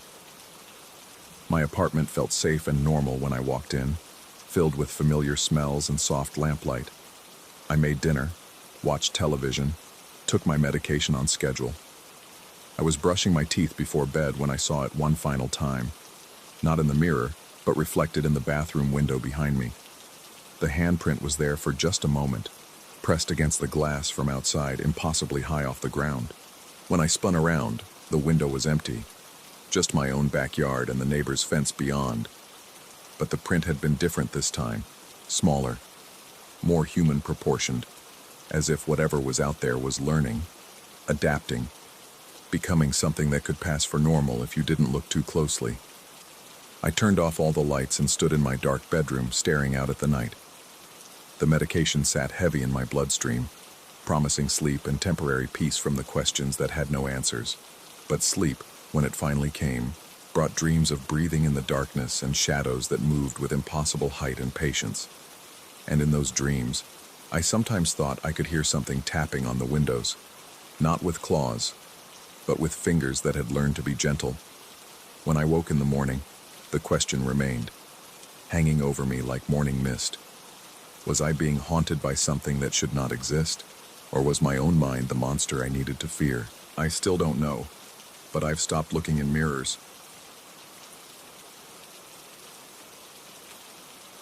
Story 5. The keys felt heavier than they should have in my palm, their metal edges still warm from Uncle Harold's lawyer's grip. 300 acres of Kansas farmland, a farmhouse that hadn't seen paint in decades, and a corn maze that stretched beyond what my city eyes could comprehend. The inheritance came with conditions: live there for 6 months, maintain the property, prove I wasn't just another relative looking to flip the land for quick cash. I should have known something was wrong the moment I stepped out of my rental car. The silence pressed against my eardrums like water, broken only by the whisper of corn stalks brushing against each other in the evening breeze. The farmhouse squatted in the center of a clearing, its windows dark and watchful. Paint peeled from its siding in long, deliberate strips, as if the building itself was molting. The first week passed without incident. I cleaned rooms that smelled of old tobacco and mothballs, replaced blown fuses, and learned to appreciate the peculiar rhythm of rural life. The corn was ready for harvest, standing 8 feet tall in perfect rows that disappeared into darkness when night fell. During the day, I could see clear paths between the stalks, but after sunset, those same passages seemed to twist and multiply, creating a labyrinth that made my urban instincts scream warnings. It was on the 8th night that I first heard her voice. I was washing dishes in the kitchen, the window over the sink offering a view of the cornfield's edge, when a woman's voice drifted across the yard, soft, familiar, calling a name I hadn't heard in 2 years. The nickname Sarah used to whisper against my neck in the morning, the one that died with our relationship when she moved to Portland. Danny. Danny, come out here. My hands stilled in the soapy water. The voice was impossibly clear, cutting through the usual chorus of crickets and wind. I dried my hands slowly, telling myself it was my imagination, that isolation was playing tricks on a mind accustomed to city noise and constant human contact. But then it came again, closer this time, seeming to originate from somewhere between the house and the first row of corn. Danny, I'm waiting. I stepped onto the back porch, my bare feet silent on the weathered boards. The yard stretched empty before me, bathed in moonlight that turned everything silver and strange. The corn rustled without wind, a sound like whispered secrets or suppressed laughter. Hello? I called out, feeling foolish even as the word left my mouth. The rustling stopped. Silence stretched for long seconds. Then the voice came again, fainter now, as if moving away. This way, Danny. Follow me. Against every instinct that screamed for me to go back inside and lock the door, I walked toward the cornfield. The dirt was cool beneath my feet, and as I reached the edge of the cultivation, I could see a faint path leading between the stalks. The same path I'd noticed during my daytime explorations, but now it seemed different, older, more worn, as if countless feet had packed the earth smooth over years of use. I pushed through the first row of corn, then the second. The stalks rose around me like walls, their leaves brushing my shoulders and face with touches that felt almost deliberate. The path curved gently to the left, then right, leading me deeper into the maze. Above, stars appeared in fractured glimpses between the corn silk, providing just enough light to keep me from stumbling. Danny, over here. The voice was ahead of me now, maybe 20 yards deeper into the maze. I followed, my heart hammering against my ribs with a rhythm that seemed too loud in the enclosed space. The path branched, and I hesitated, unsure which direction the voice had come from. That's when I saw her. She was crouched between 2 rows of corn, maybe 15 feet away, a pale figure that seemed to glow with its own light. Her back was to me, arms wrapped around her knees in a position that looked uncomfortable, unnatural. Her head was turned slightly, not quite far enough for me to see her profile, but far enough that I knew she was aware of my presence. Sarah? The name escaped before I could stop it. The figure didn't respond, but I heard something that might have been breathing, or might have been the wind moving through the corn. I took a step closer, and the figure shifted, not standing, not changing position dramatically, but somehow rearranging itself in a way that made my skin crawl. The head turned a fraction more, still not enough to see her face, but somehow too much, as if the neck was rotating beyond normal human range. I stumbled backward, catching myself against a cornstalk that felt warm and damp beneath my palm. When I looked up again, the figure was gone. The walk back to the house felt like miles. Every shadow between the corn rows seemed to hold watching eyes. Every rustle suggested movement that shouldn't be there. I locked the back door behind me and spent the rest of the night sitting in the kitchen with all the lights on, drinking coffee and telling myself I'd imagined everything. But the next morning, I found footprints in the dirt near where I'd seen the crouched figure. Small prints, barefoot, with toes that seemed to have pressed deeper into the earth than normal weight would account for. I drove to town that afternoon and bought trail cameras from the sporting goods store. The clerk, a thin man with suspicious eyes, asked what I was hunting. "Just want to see what kind of wildlife we get out there," I told him. He nodded slowly, studying my face. "You're Harold's nephew, aren't you? The one staying out at the old place." "That's right." "Harold ever tell you about the sounds at night?" My blood chilled. "What sounds?" But the clerk had already turned away, busying himself with inventory that didn't need organizing. "Camera batteries are on aisle 3, he said without looking back. I installed 4 cameras that evening, positioning them to cover the approaches to the house and the main paths into the cornfield. The familiar work of mounting hardware and adjusting angles helped settle my nerves, giving me the illusion of control over whatever was happening. That night, I heard the voice again. This time I was ready. I stayed inside, watching through the kitchen window as the pale figure appeared at the edge of the cornfield. Even at a distance, I could see the unnatural way it moved. Not walking, but somehow flowing between positions. Its head always turned at that impossible angle. I grabbed a flashlight and stepped onto the porch, switching the beam on and aiming it toward the figure. In the sudden glare of artificial light, I saw something that made my knees weak. The figure was mimicking me. Its arm was raised in the same position as mine, holding something that might have been a flashlight or might have been nothing at all. When I lowered my arm, it lowered its arm. When I took a step to the right, it mirrored the movement, always a second or two behind, like a delayed reflection. I raised both arms above my head. The figure did the same. I waved. It waved back. My hands began to shake, making the flashlight beam dance across the yard. The figure's beam, if it was a beam, danced in perfect synchronization. "I know you're there," I called out, my voice cracking. "What do you want?" The figure went still for a moment, then its head turned a fraction more, still not enough to see its face but somehow conveying attention, focus. When it spoke, the voice was mine, my exact tone, my inflection, my accent. "I want to come home," it said with my voice. I stumbled backward, nearly falling off the porch. The flashlight tumbled from my grip, its beam spinning across the ground before coming to rest pointed at the house's foundation. In the scattered light, I could see the figure was gone. I didn't sleep that night, or the next. I spent the hours until dawn checking and rechecking the locks, peering through windows at a yard that remained stubbornly empty. When exhaustion finally claimed me, I dreamed of crouched figures and voices that sounded like people I'd lost. The trail cameras captured everything. I reviewed the footage on my laptop, fast-forwarding through hours of empty frames until I found the moments I'd witnessed. There I was on the porch, flashlight in hand, clearly visible in the camera's infrared imaging. And there, at the edge of the cornfield, was the figure. But in the camera's eye, it looked different, clearer. I could see details that had been hidden in the darkness. The pale skin that seemed to have no texture, the arms that were slightly too short for the body, the way the head sat on the neck at an angle that defied anatomy. And when it mimicked my movements, the delay was visible, measurable, exactly 3 seconds behind every gesture.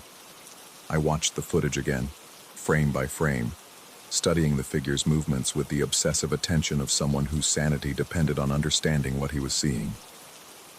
The figure never stood upright. It remained in that crouched position, moving by shifting its weight and repositioning its limbs without ever fully extending them. Its head turned smoothly, mechanically, like a surveillance camera tracking movement, but it was the final moments of the recording that made me close the laptop and pour myself 3 fingers of Uncle Harold's bourbon. After I'd gone back inside, after the porch light had been turned off and the house had returned to darkness, the figure had remained at the edge of the cornfield.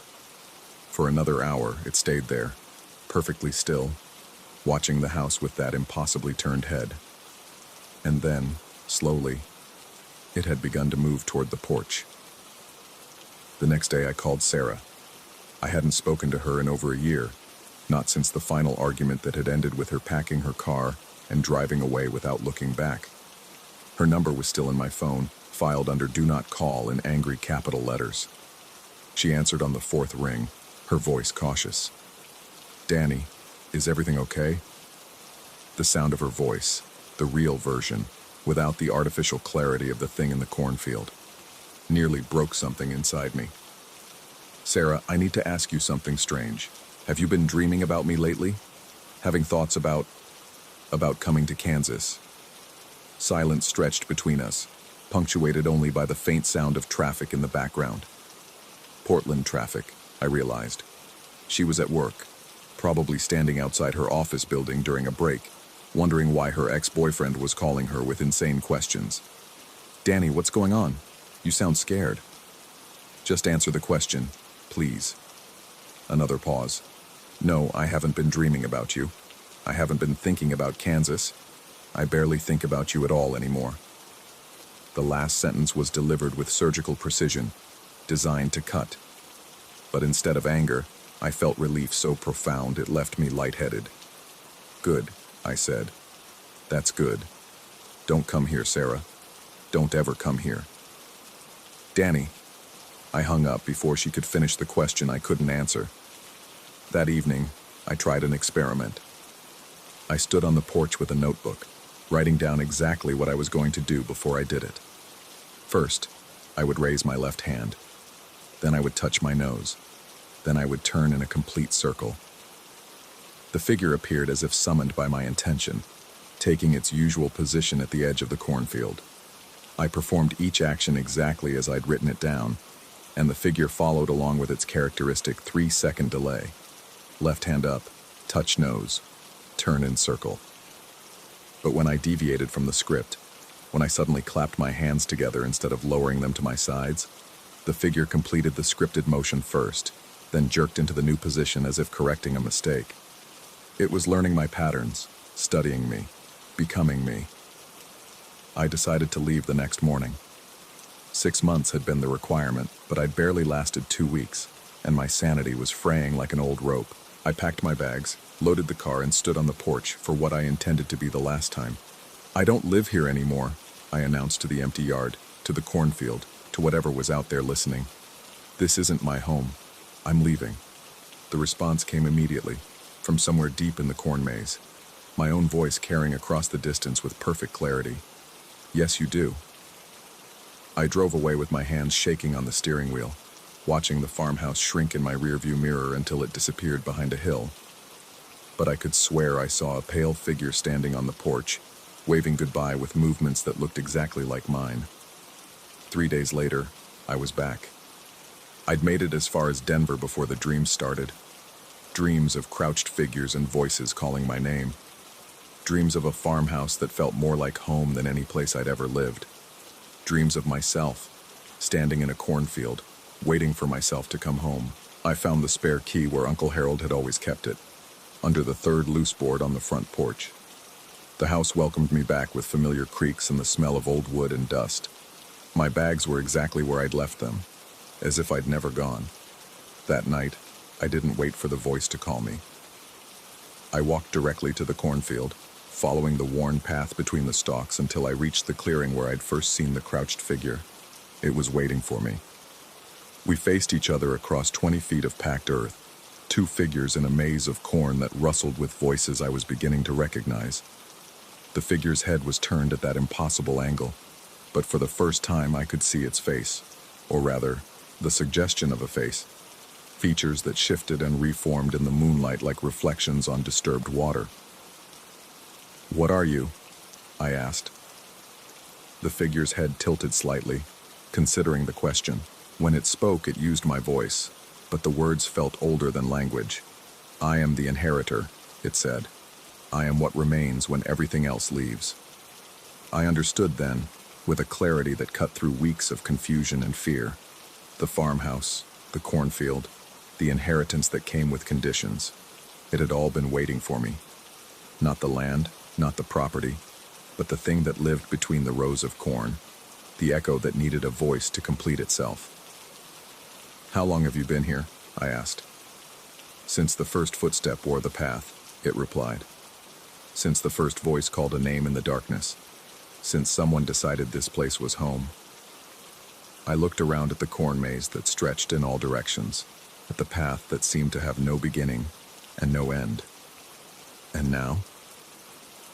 The figure's head turned that final fraction, bringing its face fully toward me. What I saw there wasn't horror or threat. It was recognition. The face that looked back at me was my own, worn smooth by years of waiting, perfected by endless repetition. "Now you're home," it said with my voice, "and I don't have to wait alone anymore." I should have run. Every instinct that had kept my ancestors alive through millennia of evolution screamed at me to turn and flee, to leave this place and never return.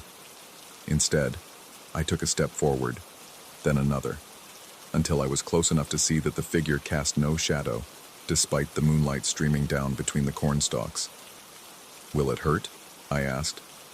The figure, myself, my echo, my inheritor, smiled with my smile.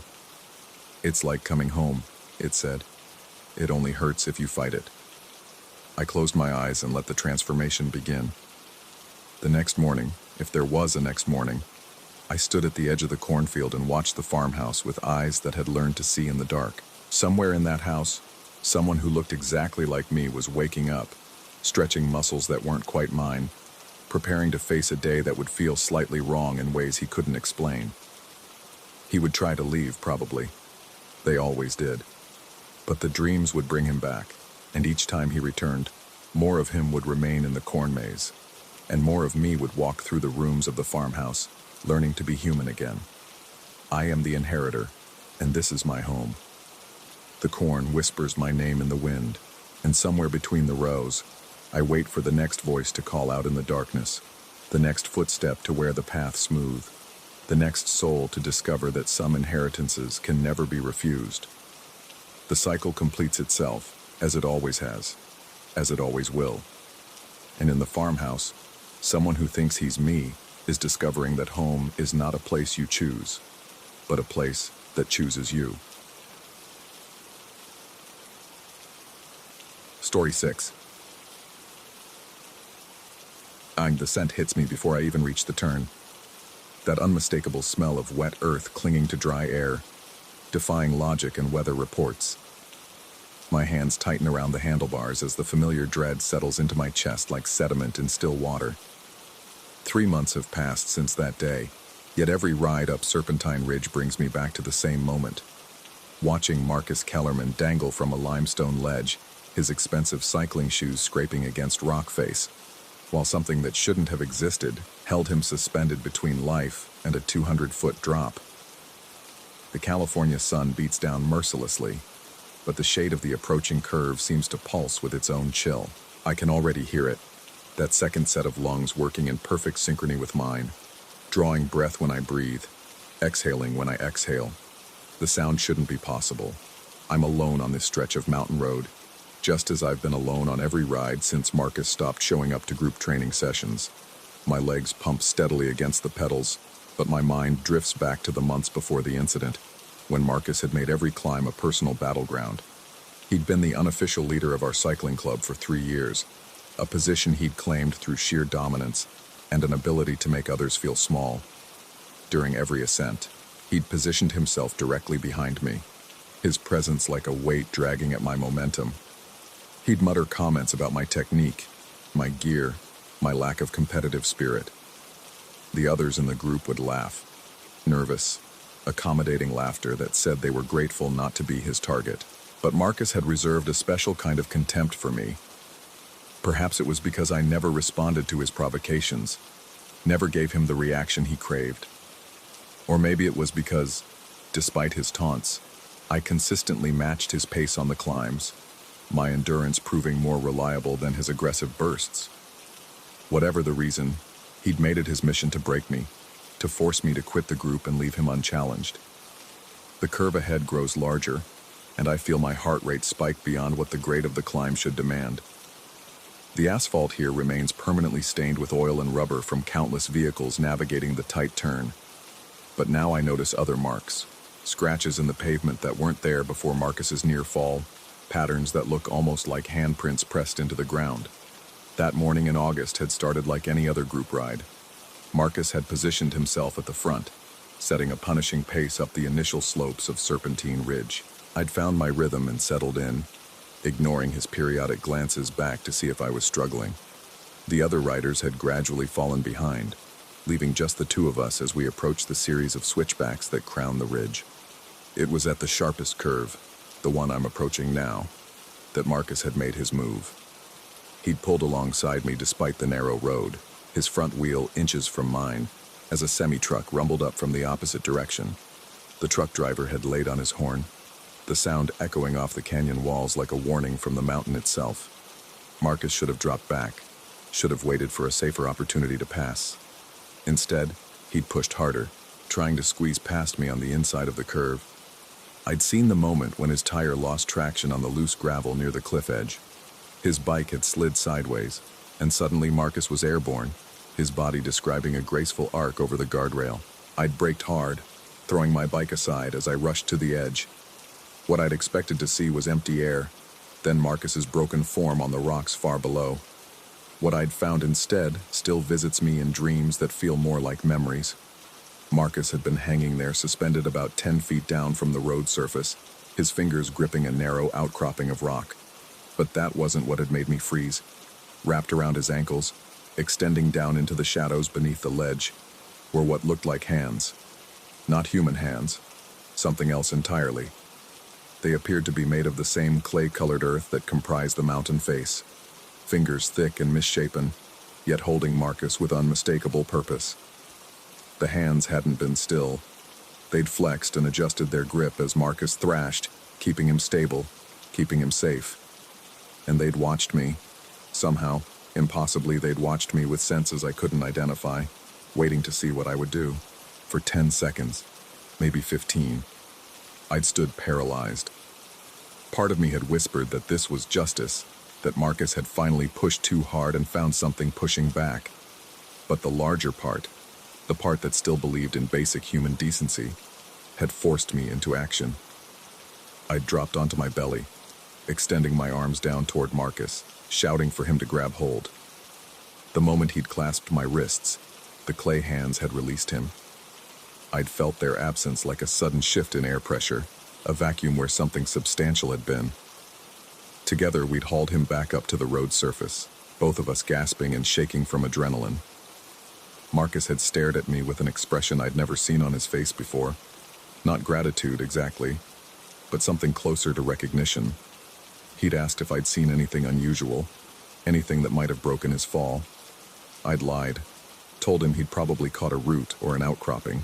The truth would have sounded insane, would have marked me as someone who couldn't distinguish reality from stress-induced hallucination.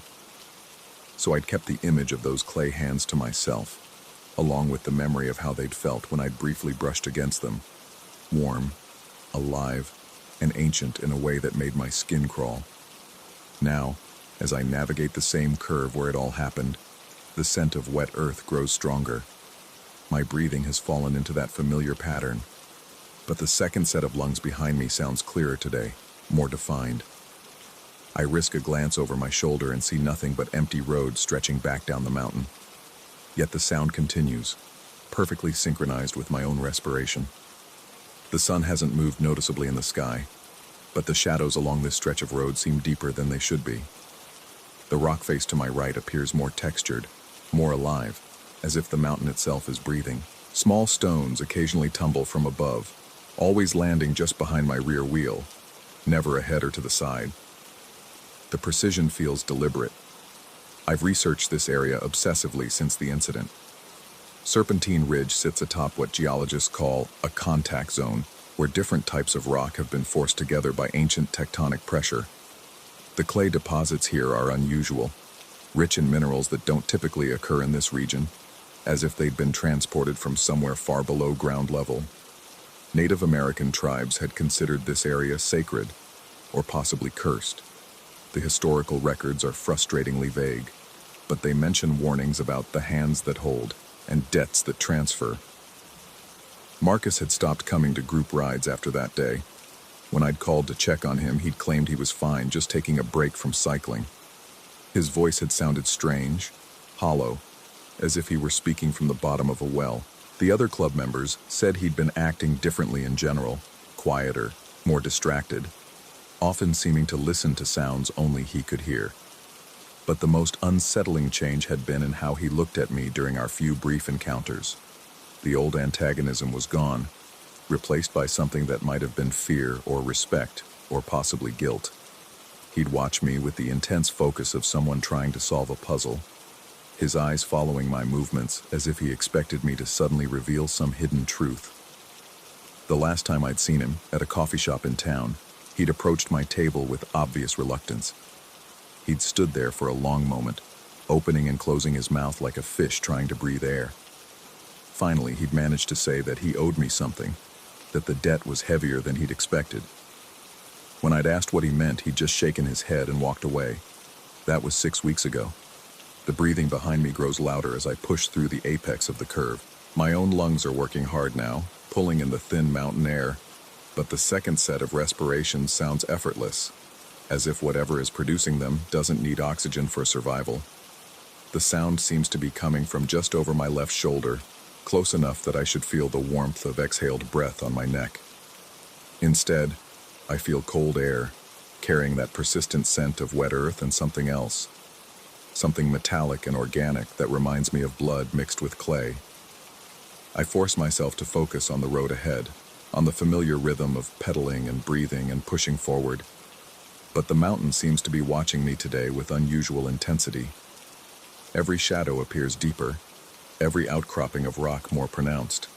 The guardrail shows new scratches where none existed before, and the pavement displays those handprint-shaped stains with increasing frequency. A logical part of my mind insists this is all psychological, survivor's guilt manifesting as elaborate hallucination, stress response creating patterns where none exist. But logic feels thin and inadequate when confronted with the weight of presence I feel behind me, the sense of something large and patient keeping pace with my movements.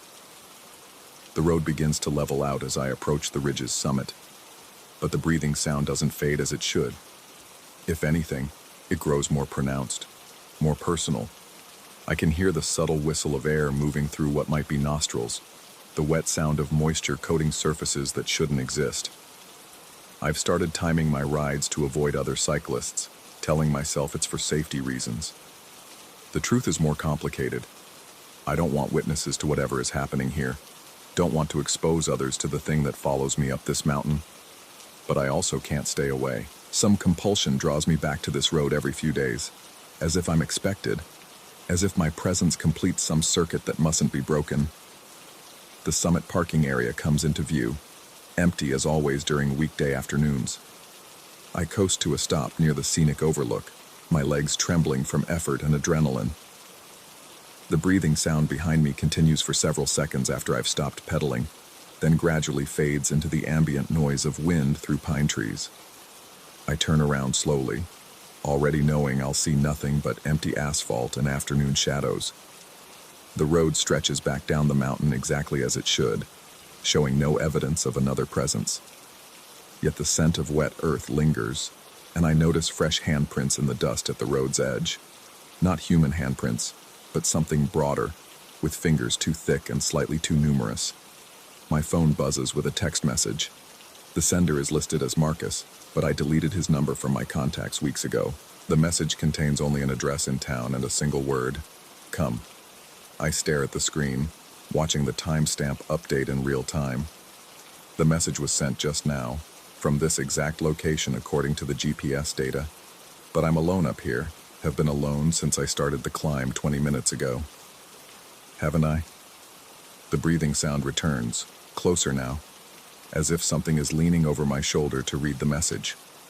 I can feel no physical presence, no warmth or weight, but the air grows thick with that clay, metallic scent. The phone's screen flickers, and for just a moment, I see a reflection that isn't mine. Something with too much depth, as if the surface of the screen extends down into underground spaces where different rules apply. I pocket the phone quickly, but my hands are shaking now. The logical explanations feel increasingly inadequate, overwhelmed by accumulating evidence that something fundamental has changed in the relationship between this mountain and myself. The thing that saved Marcus, if it saved him, seems to have developed expectations about my continued presence here. The ride back down should be easier, gravity assisting instead of opposing my movement.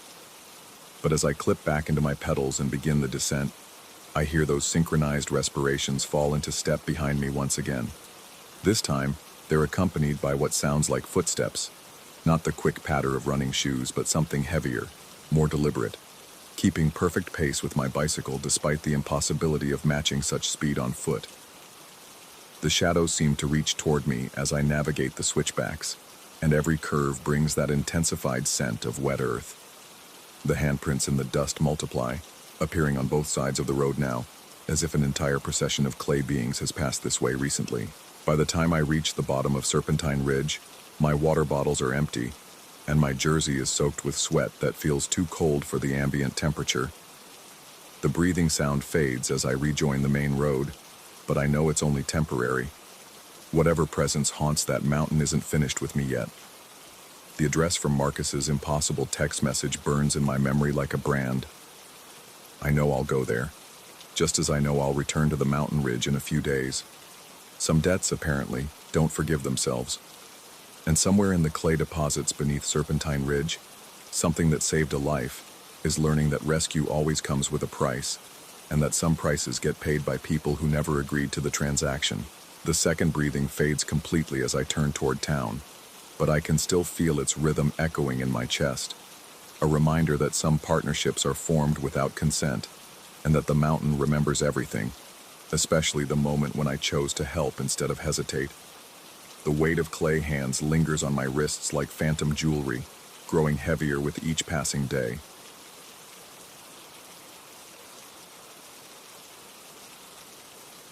Story 7.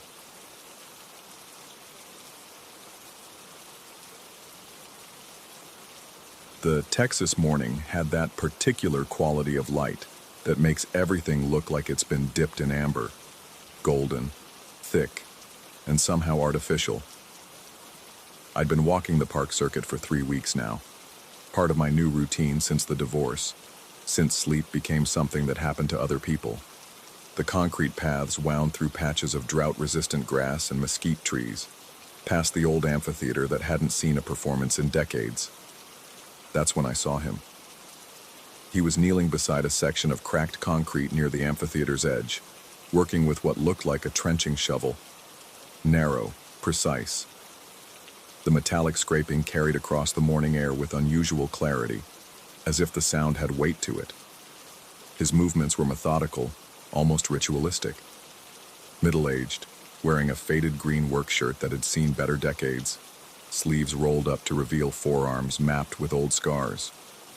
I should have kept walking, should have minded my own business, and completed my circuit like any other morning. Instead, something about his posture, the careful way he placed each shovelful of earth, drew me closer. The smell hit me first.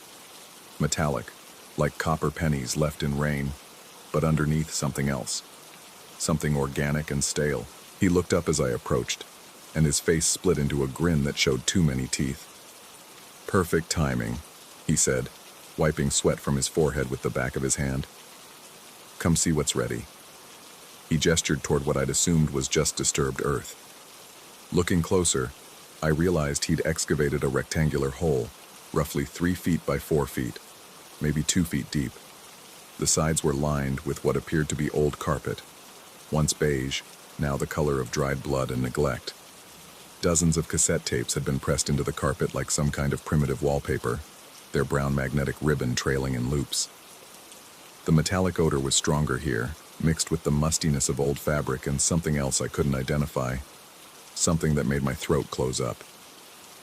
"Took me 4 mornings to get it right," he continued, leaning on his shovel.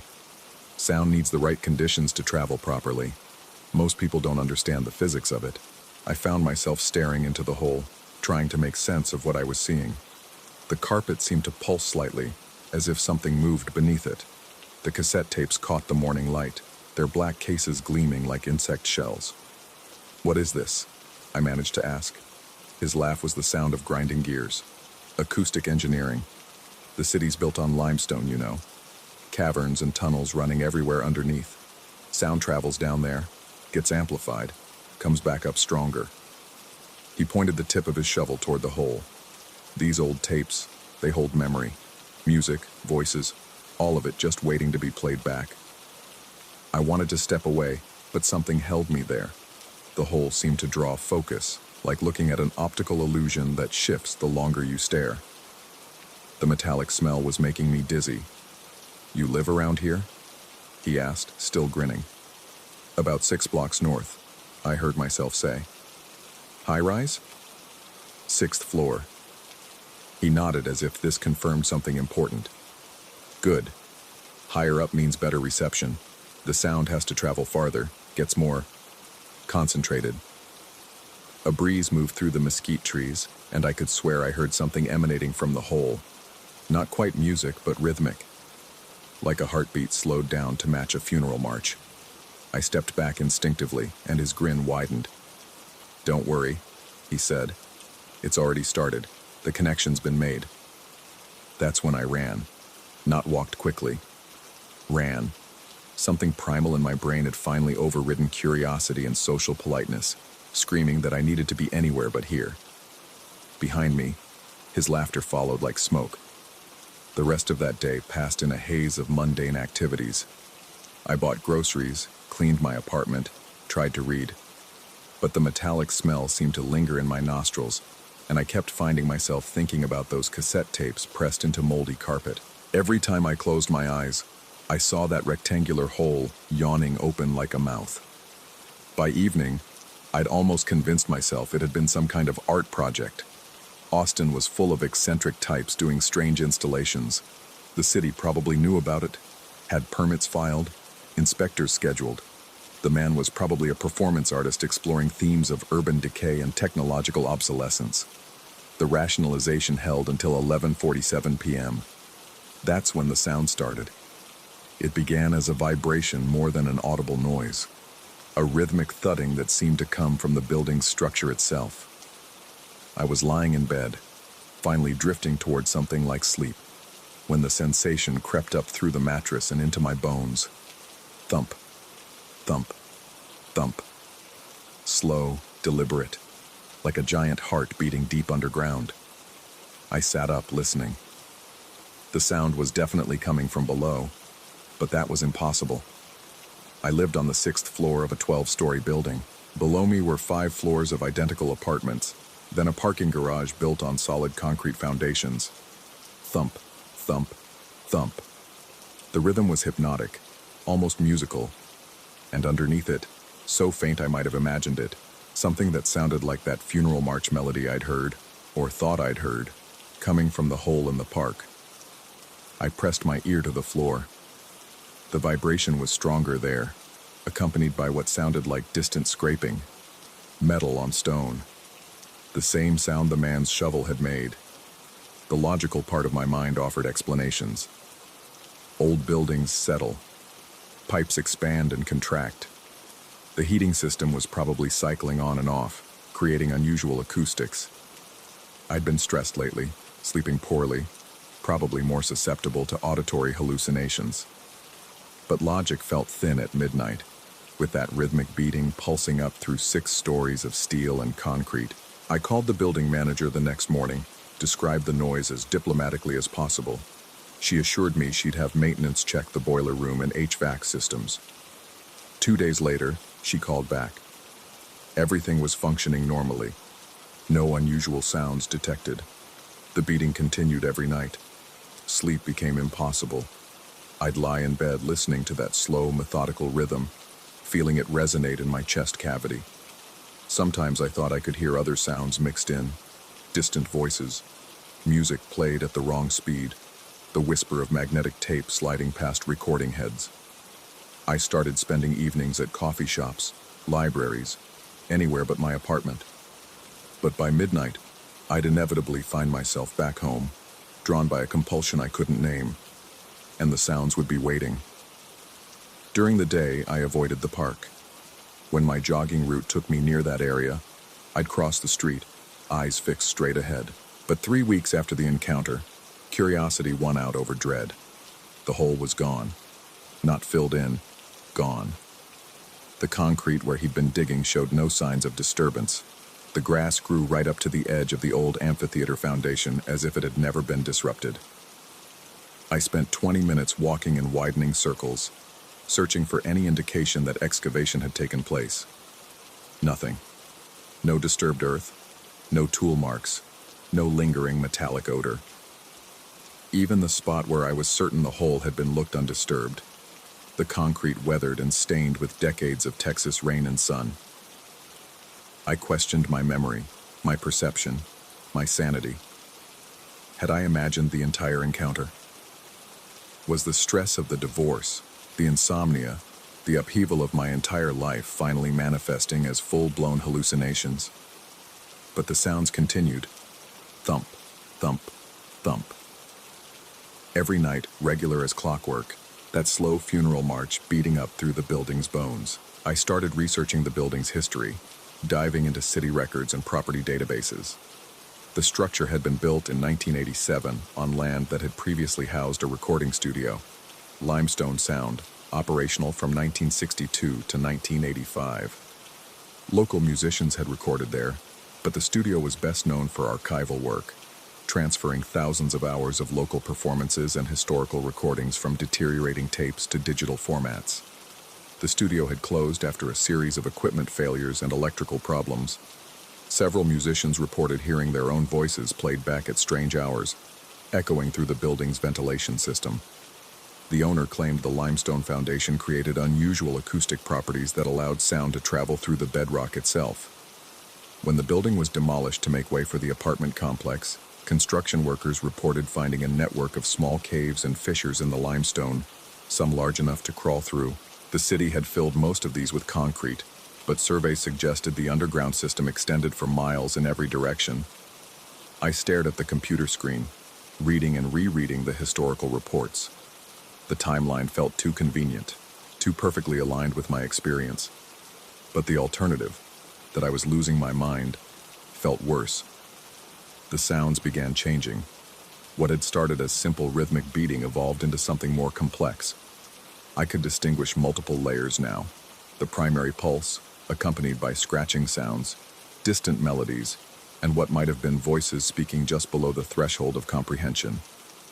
I recorded hours of audio with my phone, but playback revealed only the ambient hum of building systems and my own breathing.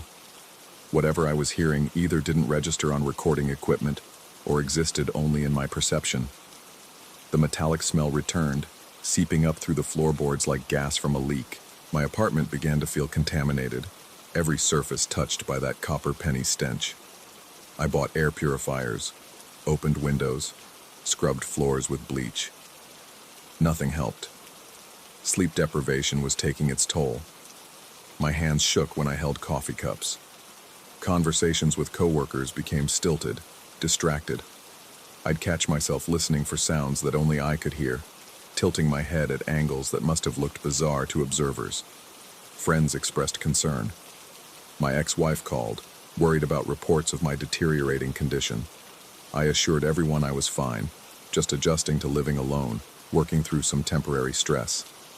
But late at night, alone with the rhythmic beating and the smell of old copper, I wondered if adjustment was possible. If some encounters leave permanent marks, creating connections that can't be severed by distance or rational thought. Last night, the sound changed again. Instead of the familiar funeral march rhythm, I heard what sounded like my own voice, recorded and played back at half speed. It seemed to be recounting the morning I'd met the man in the park, but with details I didn't remember speaking aloud. Details I was certain I'd never shared with anyone. The voice described the exact texture of the moldy carpet lining the hole, the way cassette tape cases gleamed like beetle shells in the morning light, the specific pattern of scars on the man's forearms. It spoke about limestone caverns extending beneath the city like veins, carrying sound and memory through channels older than human settlement. And it mentioned something else, something that made my blood freeze in the darkness. It said I'd agreed to something, that by stepping close to the hole, by breathing in that metallic air, by listening to the funeral march melody, I'd entered into a kind of contract, an acoustic agreement that bound me to the underground network, making me a relay point for sounds that needed to travel from the deep places back to the surface world. The voice explained that tall buildings work best as transmission towers, that sixth floors provide optimal elevation for signal amplification. It suggested that other listeners existed throughout the city, all of them bound to the same network, all of them carrying the sounds upward from the limestone caverns and the places where old recordings nest like hibernating creatures. As dawn approached, the voice faded back into rhythmic beating. I remained on the floor, ear pressed to the boards, wondering if I was documenting my descent into madness or discovering something that had always existed just beyond the edge of normal perception. The morning light streaming through my windows looks different now. Still golden, still thick, but no longer artificial. It has the quality of light that filters up from deep places, carrying with it the weight of sounds that were never meant to die, recordings that refuse to be erased, voices that have found new ways to be heard. Tonight, I'll listen again. I'll press my ear to the floor and let the funeral march rhythm synchronize with my heartbeat. Let the metallic smell fill my lungs like incense. Because I'm beginning to understand that some connections, once made, become permanent. Some sounds, once heard, will always find their way back to you. And sometimes, in buildings that stand on limestone foundations, in cities built over forgotten recording studios, the act of listening becomes the act of joining something larger than yourself. A network of sound and memory that extends through bedrock and time, connecting everyone who has ever stopped to hear what rises from the deep places where music goes to dream. Story 8. The brass clock above the bar read 1:47 a.m. when I first noticed the temperature drop. Not unusual for late October in rural Pennsylvania, but this cold seemed to seep through the century-old brick walls of Murphy's Tavern like something alive, searching. I'd been night manager here for 3 years, long enough to know every creak and groan of the building's aging bones. But lately, the familiar had become foreign. Walter Kowalski had been dead for 2 weeks. He'd occupied the same corner stool for the better part of 4 decades, nursing his Yuengling lager and muttering about everything from the Steelers' defensive line to the state of the world. The kind of regular who becomes part of the furniture, whose absence leaves a hole that's somehow larger than their presence ever was. But Walter hadn't just left a hole, he'd left something else behind. The first incident happened 3 nights after his funeral. I was doing the closing routine, wiping down tables and stacking chairs, when the familiar hiss of a tap opening made me look up. The third handle from the left, Walter's lager, was pouring a perfect stream into nothing, foam cascading onto the rubber mat below.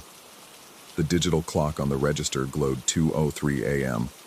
I'd attributed it to old plumbing, pressure issues that plagued buildings constructed when Teddy Roosevelt was president. But the next night, same tap, same time, and the night after that. By the 4th occurrence, I'd started checking the handle every few minutes leading up to 2:03, watching it with the intensity of a man waiting for a bomb to detonate.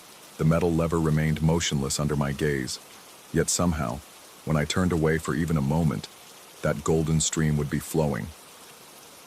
Tonight marked the 14th consecutive incident. I positioned myself directly in front of the tap at 2 a.m., arms crossed, determined to witness whatever mechanical failure was causing this phenomenon. The ambient sounds of the empty tavern seemed amplified. The hum of the refrigeration units, the barely perceptible settling of floorboards, the distant whisper of wind through the gaps around the front door. My watch ticked toward 2:03 with metronomic precision. 2:02:45, 2:02:50, 2:02:55. The handle moved. Not gradually, not with the stuttering motion of faulty equipment, but with deliberate purpose, as if invisible fingers had grasped it and pulled with practiced ease. The lager flowed, amber and perfect, while I stood frozen, my rational mind scrambling for explanations that dissolved like sugar in rain. The stream continued for exactly 90 seconds, the time it had always taken Walter to drain his glass. When it stopped, the silence that followed felt different, heavier, like the air itself was holding its breath. I found myself listening for something I couldn't name, some sound that would either confirm my sanity or shatter it completely. Instead, I heard the electrical buzz of the exit signs flickering to life, all of them, simultaneously. The red emergency lighting cast harsh shadows that seemed to dance independently of their sources. Exit. Exit. Exit. The words pulsed like a heartbeat, like a warning, like a command. I'd never seen them all activate at once. The system was designed to illuminate evacuation routes during power failures, not to provide a light show for an audience of one. But I wasn't alone. I could feel it now, the weight of observation that had been growing stronger each night since Walter's passing. The sensation crawled across my skin like static electricity, raising the fine hairs on my arms and the back of my neck. Someone, something, was watching. The exit signs ceased their frantic blinking, plunging the tavern back into the warm glow of the remaining overhead fixtures. In the sudden dimness, A scent materialized that made my breath catch. Old Spice aftershave, the classic variety that had been discontinued years ago, but which Walter had somehow continued to procure from God knows where. The smell was unmistakable, as distinct as a fingerprint, and it hung in the air with impossible persistence. I'd caught traces of it before, always when newer employees were closing alone. Jenny, the college kid who worked weekends, had mentioned it during her second week. "Smells like my grandfather in here sometimes," she'd said, wrinkling her nose. "That old-fashioned cologne guys used to slap on." I'd dismissed it as imagination, the mind's tendency to populate empty spaces with familiar phantoms. Now, surrounded by that distinctive fragrance, dismissal was no longer an option. My hands trembled as I reached for the register, fingers fumbling with the keys as I attempted to focus on the mundane task of counting the night's receipts. The numbers swam before my eyes, meaningless figures that refused to align into comprehensible totals. Concentration had become a luxury I couldn't afford. Every shadow seemed to shift when I wasn't looking directly at it. Every sound carried implications that set my teeth on edge. The heating system kicked on with a mechanical wheeze, and I nearly jumped out of my skin. The vents began their familiar rattle, but underneath that ordinary noise, I could swear I heard something else. Footsteps, perhaps, or the whisper of fabric against wood. The sound of someone moving through the space with the confidence of long familiarity. I turned slowly, scanning the tavern from corner to corner. Empty stools lined the bar like sentinels. Vacant tables sat surrounded by upturned chairs. The jukebox squatted silent in its alcove, its colorful lights providing the only touch of whimsy in the otherwise austere interior. Nothing moved, nothing breathed, nothing existed beyond the boundaries of my increasingly fragile perception. Yet the certainty remained. I was not alone. The feeling had been building for days, a gradual accumulation of wrongness that defied rational explanation.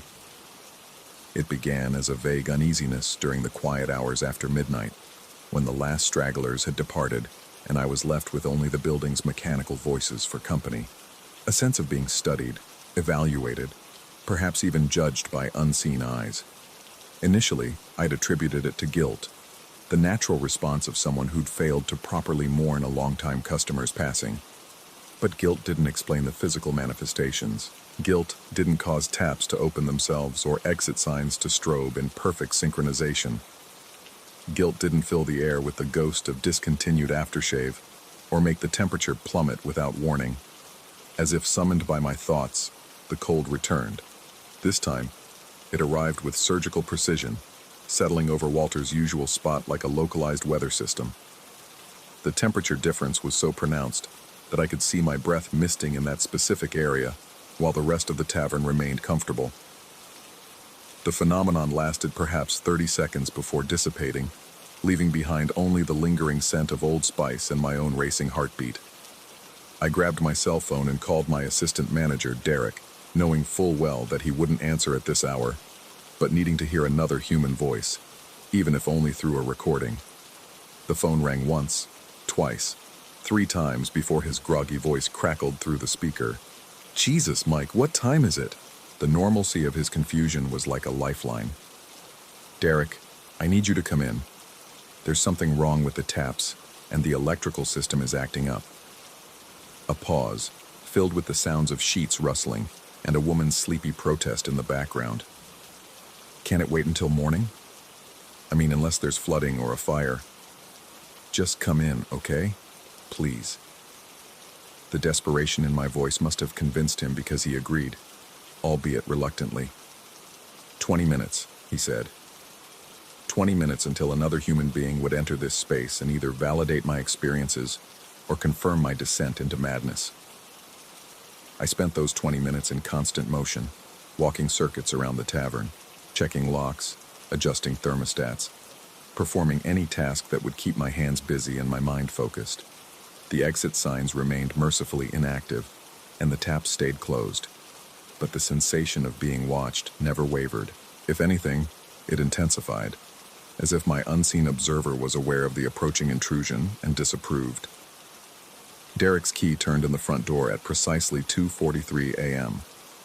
I'd never been happier to see another person in my life, though I tried to mask my relief behind a facade of professional concern. He looked exactly as I'd expected. Hastily dressed, disheveled hair, the slightly glazed expression of someone yanked from deep sleep. "Okay, show me what's going on," he said, stifling a yawn. I led him to the problematic tap, explained the timing, demonstrated the exit sign issue by flipping the test switch. Nothing happened. The handle remained motionless. The signs functioned normally. Even the temperature felt perfectly regulated, with no hint of the Arctic pockets that had plagued me minutes earlier. Derek watched my demonstration with the patience of someone humoring a colleague's paranoia. "Maybe you should head home early tonight," he suggested gently after I'd finished my explanation. "I can handle the rest of the closing procedures." The words stung because they carried the implicit suggestion that I was losing my grip. But more than that, they triggered an unexpected response from the tavern itself.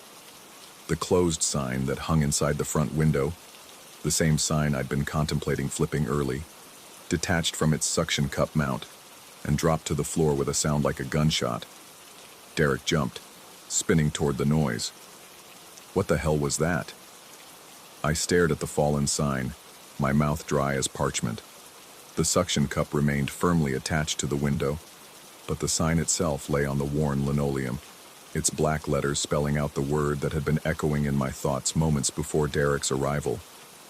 "Wind," Derek said after a moment, though his voice lacked conviction. "Old building drafts everywhere." But I knew better. The sign had fallen because I'd been thinking about closing early. Just as the tap opened because it was Walter's time. Just as the exit signs blazed because something, was testing routes and responses. Derek bent to retrieve the sign, reattaching it with more care than the simple task required. His movements had lost their casual certainty, replaced by the heightened awareness of someone who's begun to suspect that the world might not be as predictable as previously assumed. "I'll stay until closing," he said quietly. "Help you finish up." We worked in near silence for the remaining hour, both of us jumping at sounds that had never before warranted attention. The building seemed to sense our combined nervousness and responded by amplifying every creak, every settling noise, every whisper of wind through unseen gaps.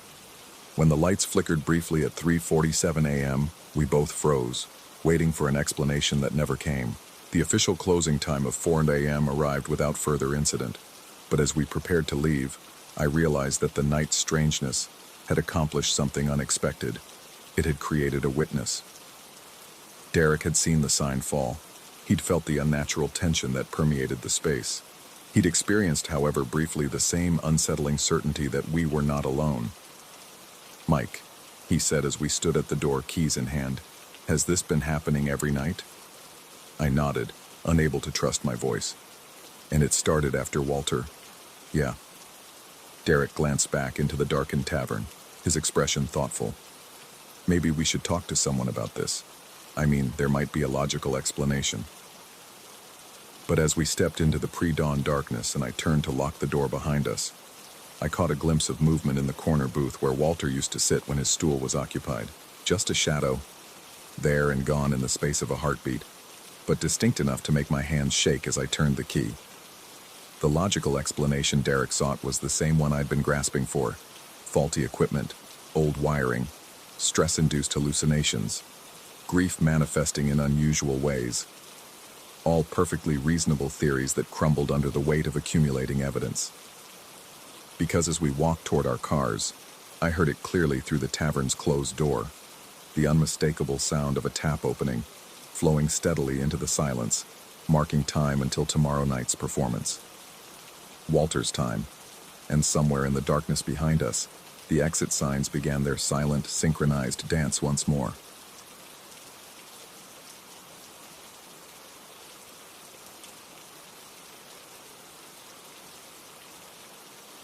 Story 9.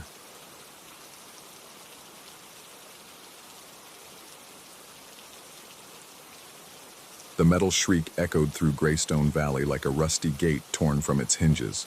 Too long for any coyote, too deep for any bird I'd ever heard in 20 years of wilderness camping. I stood outside my tent in the dying light, watching shadows stretch across the Colorado peaks like grasping fingers, and felt something fundamental shift in the air around me. I'd chosen this remote section of the San Juan Range specifically for its isolation. No cell towers, no hiking trails marked on any tourist map.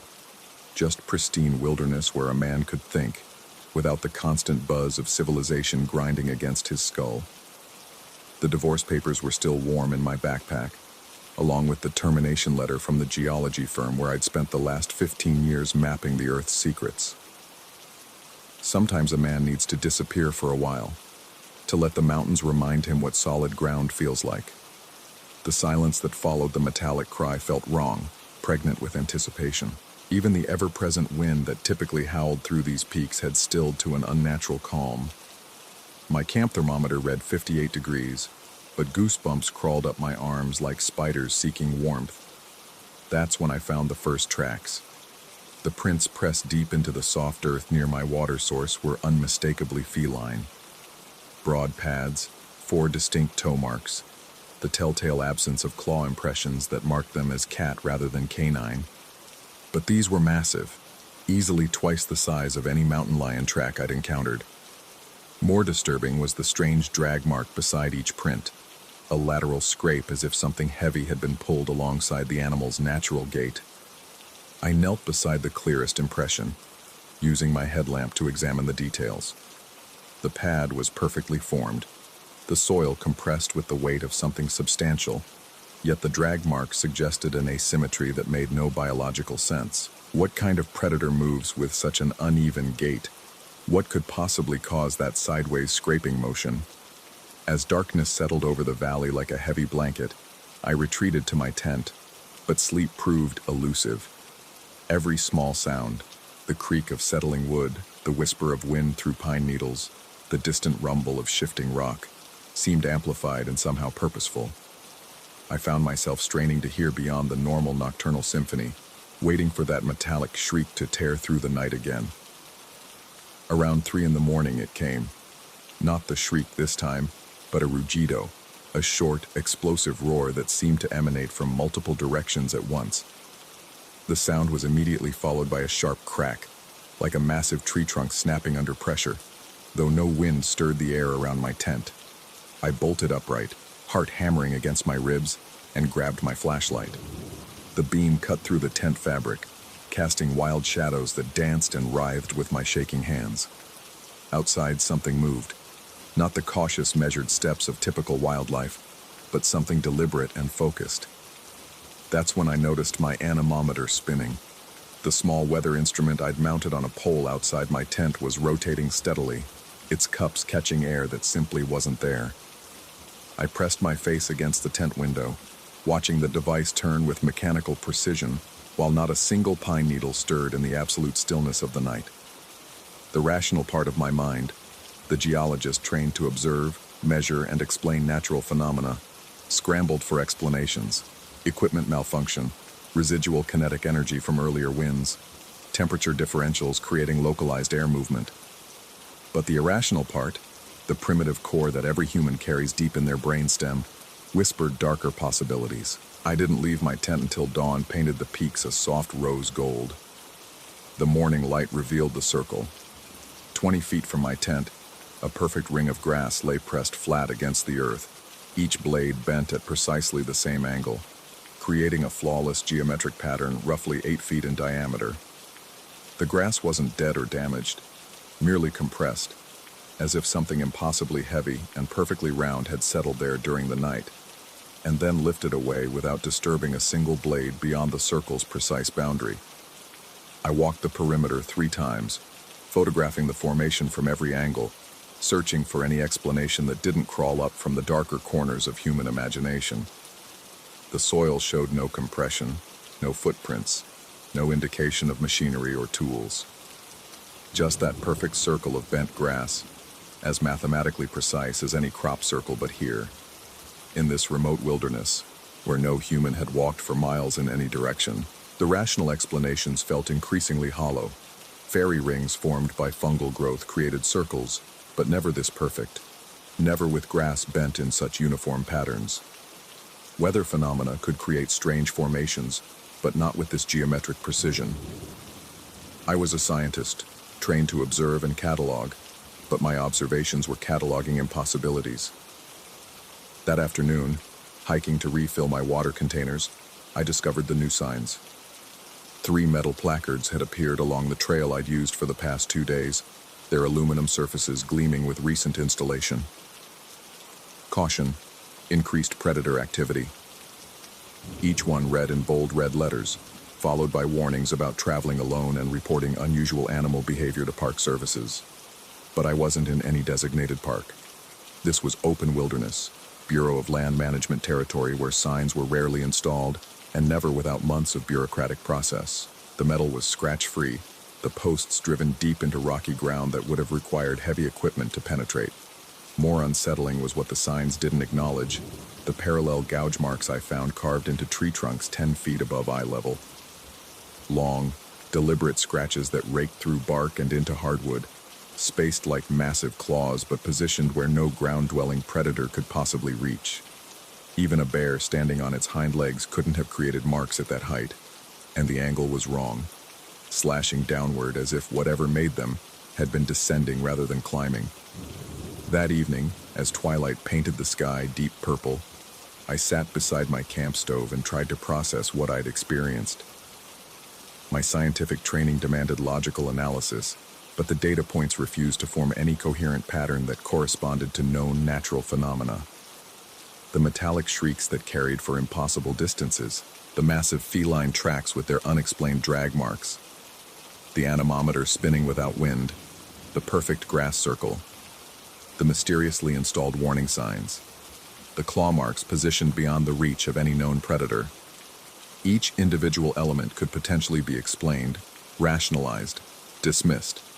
Together they formed a constellation of impossibilities that pointed towards something my rational mind couldn't accept. As darkness settled around my camp once again, I became aware of being watched. The sensation crept over me gradually, like cold water rising around my ankles. It started as a subtle wrongness in the air, a feeling that the natural balance of predator and prey had shifted in ways I couldn't understand. Every shadow beyond my fire's reach seemed to harbor potential movement. Every silence felt like held breath. I found myself turning constantly, scanning the tree line, searching for the source of my unease, but there was never anything there, just darkness pressing against the small circle of light cast by my camp stove. And beyond that darkness, the sense of something patient and watchful. The watching feeling intensified as the night deepened. It wasn't the simple wariness of being alone in wild country, where bears and mountain lions posed real but manageable risks. This was something else entirely, the primal terror of being studied by an intelligence that operated by rules I couldn't comprehend. I tried to maintain normal routines, preparing my evening meal, organizing gear for the next day, writing observations in my field journal. But my hands shook as I wrote, and the words seemed inadequate to capture the growing wrongness that saturated the air around my camp. When the metallic shriek echoed through the valley again, I was ready for it. But ready didn't diminish its impact. The sound seemed to originate from directly above my tent, impossibly close, as if something massive hung suspended in the air, just beyond the reach of my flashlight beam. I grabbed the light and pointed it skyward, but the narrow beam dissolved into empty darkness. Nothing there. Nothing visible, anyway. Yet the shriek continued, modulating in pitch and intensity, almost conversational in its rhythm, almost like communication.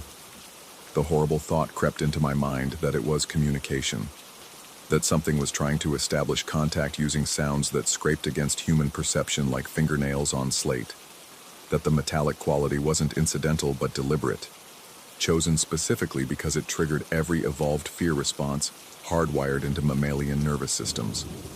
I lowered the flashlight and stood in the darkness, listening to sounds that had no business existing in any rational universe.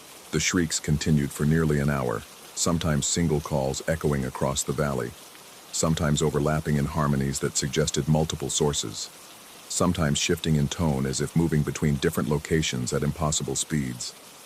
When silence finally returned, it felt more oppressive than the sounds had been. The next morning brought the discovery that changed everything. My camp had been rearranged, not disturbed or ransacked, but methodically reorganized according to some alien logic. My backpack sat exactly where I'd left it, but opened and its contents sorted into precise geometric patterns on the ground. Clothing arranged in concentric circles. Food items organized by size and weight. Equipment laid out in straight lines that radiated from my tent like spokes of a wheel. Nothing was missing, nothing was damaged, but every item had been handled, examined, cataloged by something that understood geometry better than biology, that approached my belongings with the systematic thoroughness of a scientist studying specimens. The violation was profound and deeply personal. Whatever had done this had spent hours in my camp while I slept, moving through my possessions with careful deliberation, learning about me through the artifacts of human civilization I carried into the wilderness. But what kind of entity could accomplish such systematic organization without waking me? What intelligence could move through a camp making no sound, leaving no footprints, disturbing nothing except to examine and rearrange? I packed my camp that morning with hands that wouldn't stop trembling.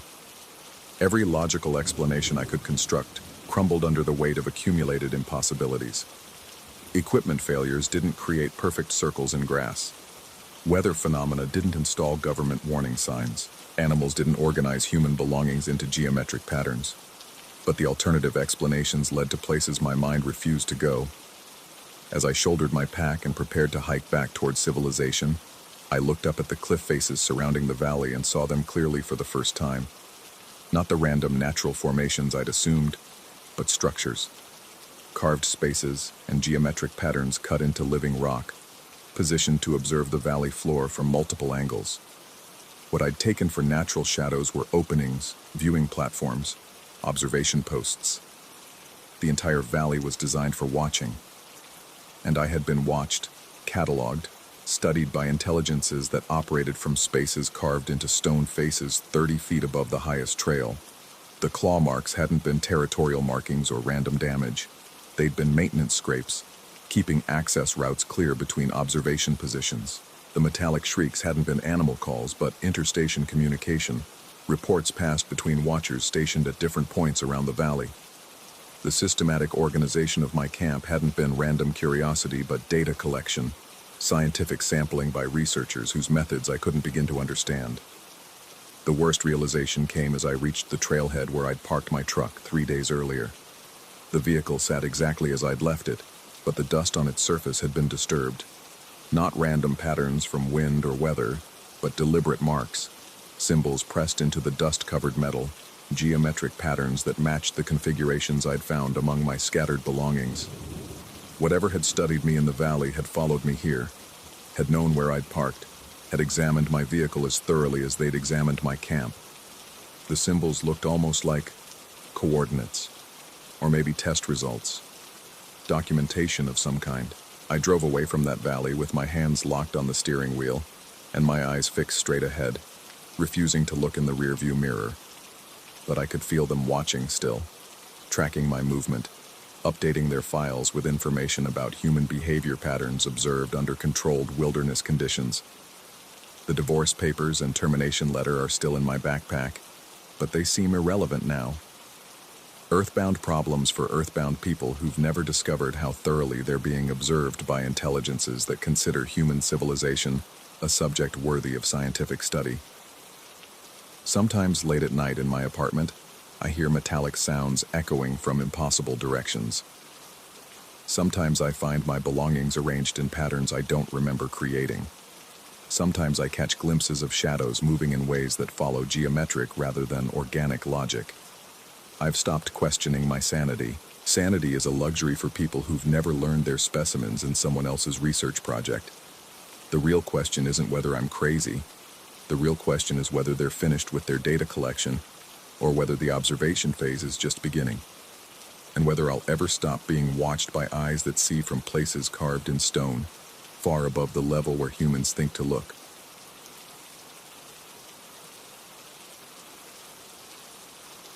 Story 10.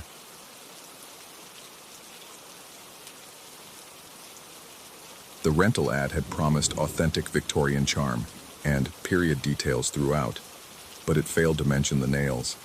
Dozens of them, driven deep into the doorframe of the second floor, their heads flush against the wood like metallic barnacles. Mrs. Henley, the landlady, dismissed my questions with a wave of her arthritic hand. "Heating costs," she said, adjusting her thick glasses. "No point warming rooms nobody uses. Been sealed up for 3 winters now." I should have pressed harder, should have asked why she needed so many nails for a simple closure. But the rent was reasonable, the location convenient, and I desperately needed a place to finish my dissertation in peace. The ground floor offered everything I required: a kitchen, a bathroom, a living room that doubled as my study, and a bedroom just large enough for my narrow bed and dresser. The sealed upper floor became just another quirk of the old house, like the windows that rattled in their frames and the floorboards that groaned under the slightest pressure. For the first 2 weeks, I barely noticed the ceiling above me. I worked late into the nights, surrounded by stacks of research papers and empty coffee cups, the steady tick of the grandfather clock in the hallway marking my progress through another chapter. The house settled around me with the familiar sounds of aged wood and shifting foundations, a percussion of creaks and sighs that soon became as natural as breathing. Then came the first night I heard the footsteps. I was hunched over my laptop, wrestling with a particularly stubborn paragraph about post-war economic theory, when the sound drifted down from above. Soft at first, almost imperceptible, a whisper of movement across the floorboards directly overhead. I paused, fingers hovering above the keyboard, straining to listen.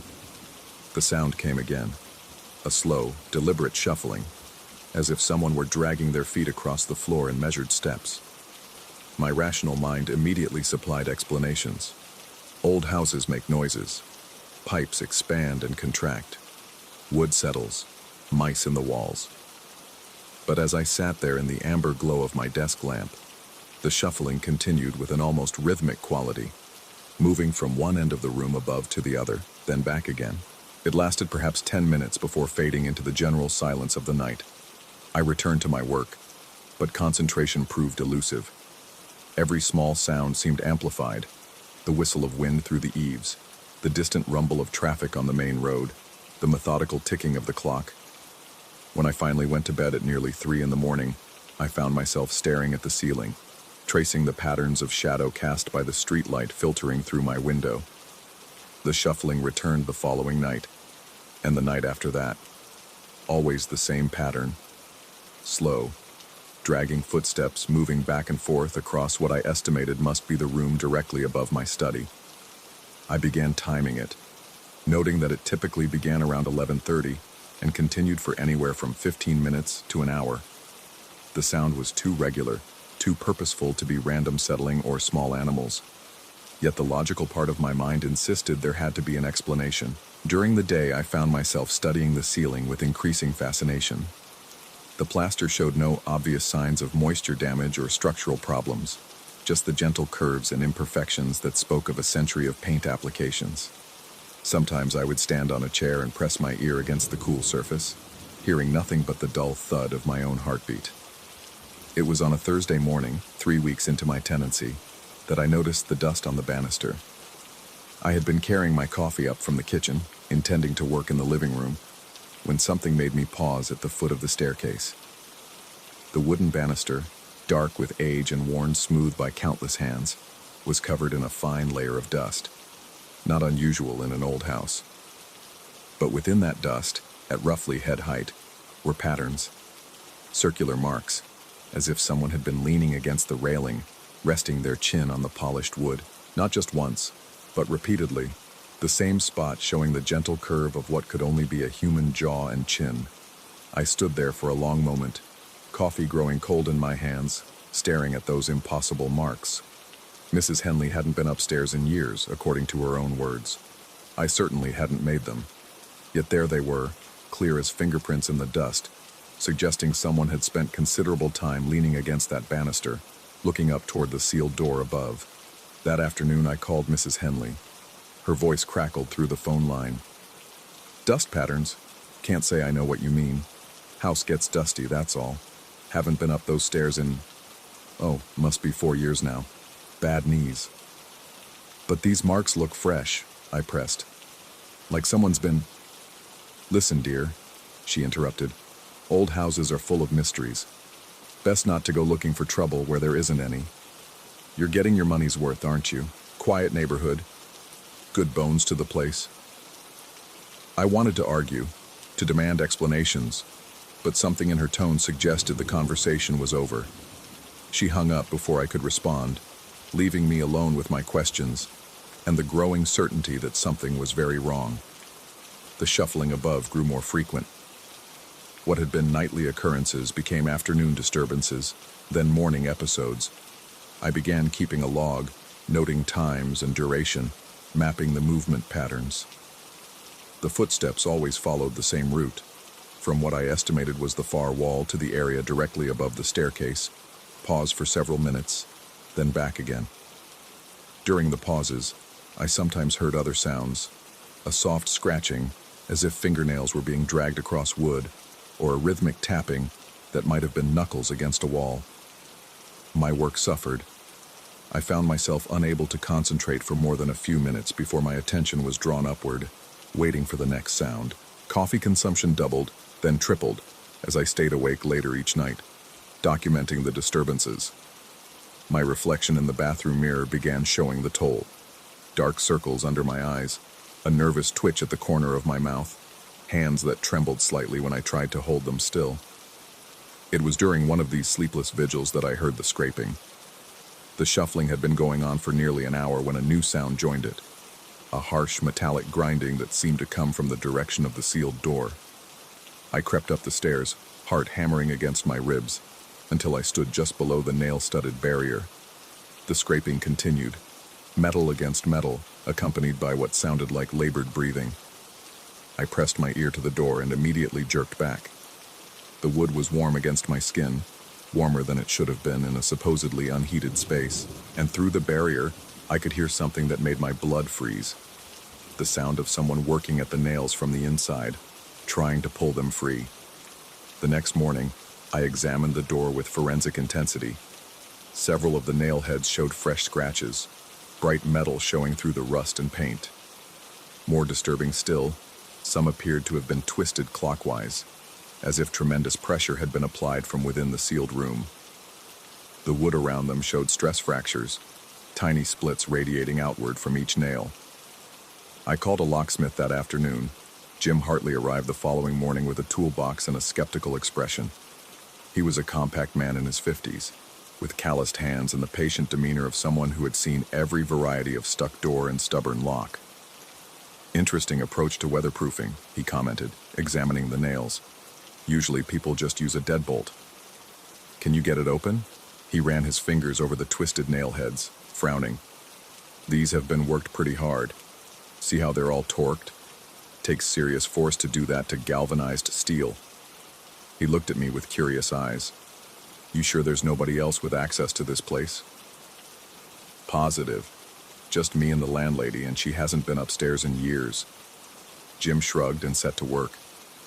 The first few nails came free easily enough, but the twisted ones required considerable effort. As each one clattered to the floor, I felt my anxiety increase. Whatever was behind that door had been trying to get out, and I was about to let it. Almost got it, Jim muttered, working on the last stubborn nail. This one's really been yanked on. Threads are all stripped. The final nail came free with a sharp crack, and the door swung inward on silent hinges. The smell hit us first. Not decay or mustiness, but something harder to define. A metallic tang, like old pennies, mixed with the flat scent of undisturbed air. Jim stepped back, wrinkling his nose. Whew, been closed up tight, hasn't it? I moved past him into the doorway, and the sight that greeted me will remain etched in my memory until my dying day. The room was exactly as Mrs. Henley had described, furniture shrouded in white sheets, creating a landscape of ghostly forms in the dim light filtering through grimy windows. But it was the sheets themselves that made my throat tighten with dread. Each one bore a dark stain, positioned precisely where a human forehead would rest against the covered furniture. Not water stains or mildew, but something darker, more viscous. as if someone had pressed their head against each piece repeatedly, leaving behind the oils and moisture of skin and hair. A wingback chair faced the window, its sheet marked with a perfect oval of discoloration. A writing desk bore a similar stain, as did a small settee positioned near the far wall. Most disturbing of all was the stain on the sheet covering what appeared to be a full-length mirror, a dark impression at exactly head height, surrounded by smaller marks that could have been handprints. "Jesus," Jim whispered behind me. "What do you suppose made those marks?" I had no answer. I moved deeper into the room, noting how the floorboards were worn in a clear path between the window and the door, the same route I had been hearing each night. Dust motes danced in the afternoon sunlight, disturbed by our presence, but underneath the general coating of neglect, I could see areas that appeared recently disturbed, as if someone had been pacing this circuit regularly. Near the window, the wallpaper showed a series of scratches at shoulder height, running parallel to the floor for several feet. They looked like fingernail marks, carved deep into the plaster beneath. Below them, the baseboard was scuffed and gouged, as if kicked repeatedly by someone in frustration or desperation. Jim completed his examination and departed with his payment and a troubled expression, declining my offer of coffee and conversation. I remained in the doorway, unable to bring myself to enter fully but unwilling to leave. The afternoon sun slanted through the dirty windows, illuminating the shrouded furniture like a museum of the forgotten, and I began to understand why Mrs. Henley had sealed this room. That night, the shuffling stopped. For the first time in weeks, I worked in absolute silence. No footsteps overhead, no scratching or tapping, no mysterious sounds to break my concentration. I should have felt relief, but instead, a different kind of anxiety settled over me. The silence felt expectant, pregnant with possibility, as if something were waiting. Around midnight, I heard my name. It came from above, spoken in a voice so soft I might have imagined it. Just my first name, drawn out like a sigh, followed by the creak of a floorboard. I sat frozen at my desk, pen hovering over my notes, waiting for the sound to repeat. It didn't, but somehow the silence that followed was worse than any noise. I climbed the stairs slowly, each step seeming to echo through the house despite my efforts to move quietly. The door to the upper room stood open as I had left it, a rectangle of deeper darkness against the hallway shadows. Cool air flowed down from the opening, carrying that same metallic scent I had noticed earlier. At the threshold, I paused. The room lay before me, bathed in pale moonlight that turned the sheet-covered furniture into a collection of phantoms. Nothing moved, nothing stirred, yet I felt an overwhelming sense of presence, as if every piece of covered furniture concealed a watching figure. I stepped inside. The moment my foot touched the worn floorboards, I felt it, a pressure against my forehead, gentle but insistent, like a cool hand pressing against my skin. The sensation was so real, so immediate, that I reached up to touch my brow, expecting to encounter fingers. I found nothing but empty air, yet the pressure remained, growing stronger as I moved deeper into the room. By the time I reached the center of the space, the pressure had become almost unbearable, a weight that seemed to push against the inside of my skull. My vision began to blur at the edges, and I felt a strange tugging sensation, as if something were trying to draw me toward the window where the chair sat waiting. I stumbled backward, gasping, and immediately the pressure lessened.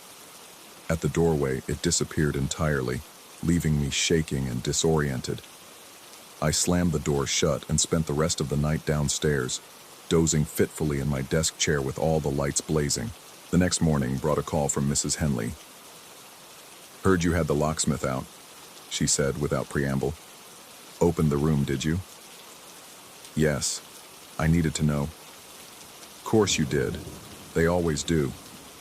Never can leave well enough alone." Her voice carried a weight of resignation, as if she had been through this conversation before. "How's your head feeling, dear?" The question caught me off guard.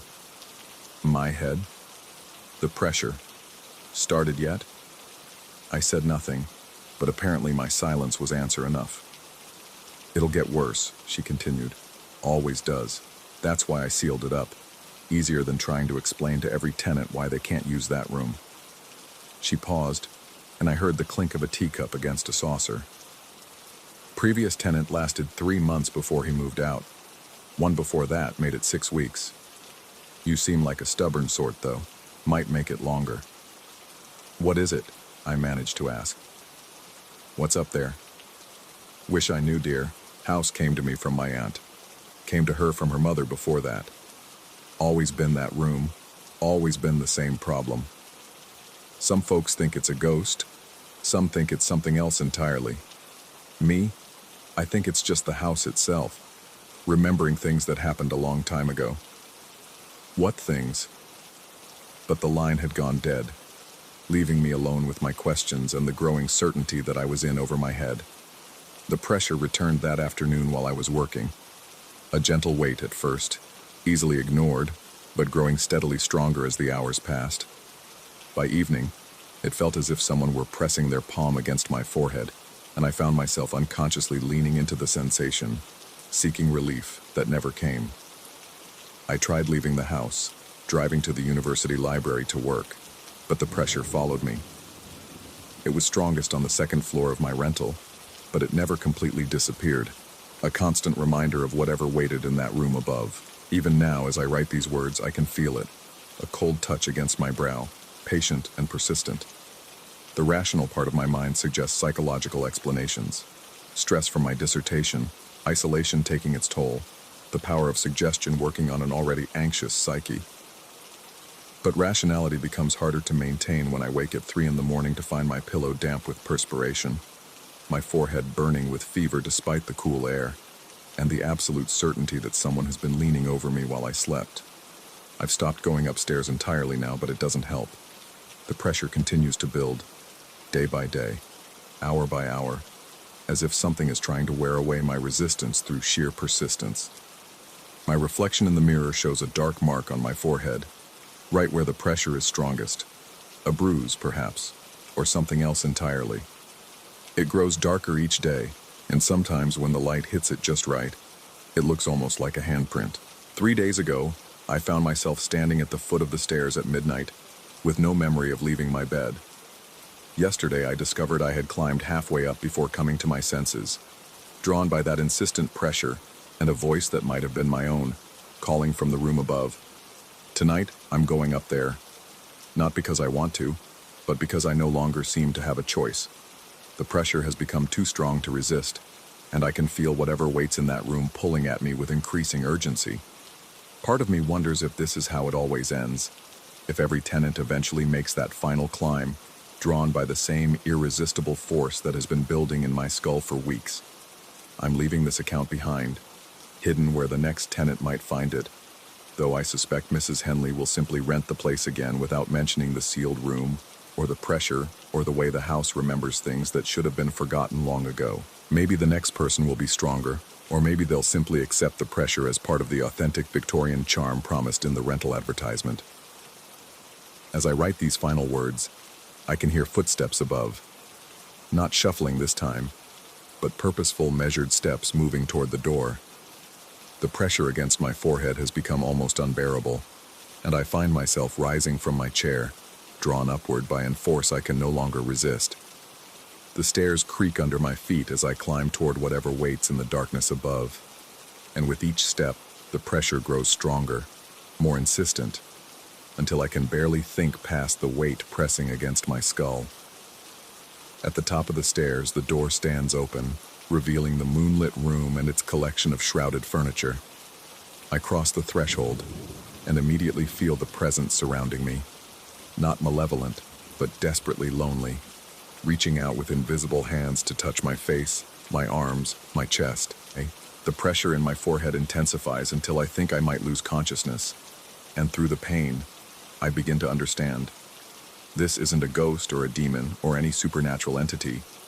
It's memory itself, compressed and concentrated until it takes physical form. The accumulated weight of everyone who has ever stood in this room, pressed their face against these windows, leaned their head against this furniture in moments of despair or longing or simple human need for contact. The house remembers, and now it remembers me. adding my presence to the collection of impressions that have been gathering here for decades. I feel myself sinking into that vast repository of human experience, my individual consciousness becoming just another thread in a tapestry of forgotten lives and abandoned hopes. As the pressure finally becomes too much to bear, I have one last clear thought. I understand now why Mrs. Henley sealed the room, and why every tenant eventually succumbs to its pull. Some places hold onto the past so tightly that they refuse to let it go, and sometimes they refuse to let us go as well. The pressure spreads from my forehead down through my entire body, and I realize that I am becoming part of the memory now, another impression pressed into the fabric of this place. Tomorrow, someone else might rent this house, and eventually, they too will hear the shuffling footsteps and feel the insistent pressure against their brow. But tonight, for the first time in weeks, I am no longer alone. Story 11. The fluorescent lights above the subway platform buzzed with that particular frequency that made my teeth ache, a sound I'd grown accustomed to during these late-night commutes. 3:47 a.m. According to the cracked digital display that flickered between the correct time and random numbers that meant nothing to anyone. The platform stretched empty in both directions, its yellowed tiles reflecting the harsh overhead lighting in pools of sickly illumination. I'd been working doubles at the restaurant for 2 months straight, saving every penny for the security deposit on a place that didn't smell like mildew and broken dreams. The last train of the night had become my regular chariot home, carrying the dregs of the city's workforce, janitors, security guards, hospital staff, and the occasional drunk who'd missed every other train that evening. The distant rumble announced the train's approach, growing from a whisper in the tunnel to a metallic roar that echoed off the curved walls. As it emerged from the darkness, I noticed something odd about the consist. The first several cars blazed with their usual harsh interior lighting, but the last car seemed dimmer, its windows reflecting the platform's fluorescence rather than revealing the space within. I habitually walked toward the rear of the train. Fewer people, less noise, better chance of a seat where I could close my eyes for the 20-minute ride home. The last car's door slid open with a pneumatic hiss that seemed softer than usual, almost hesitant. The interior was empty, just as I'd hoped, but the lighting was indeed dimmer. Maybe a few bulbs had burned out. The MTA wasn't exactly known for timely maintenance. I settled into a seat near the middle of the car, pulled out my phone and tried to ignore the way the upholstery seemed to stick to my uniform shirt. The doors closed with their familiar metallic thunk, and the train lurched forward into the tunnel's embrace. At 14th Street, 3 figures boarded together. At first glance, they looked like any other group of late-night commuters, 2 men in dark clothing flanking a woman in a beige coat. But something about their movement caught my attention. They moved with perfect synchronization, their steps matching exactly as they filed into the car.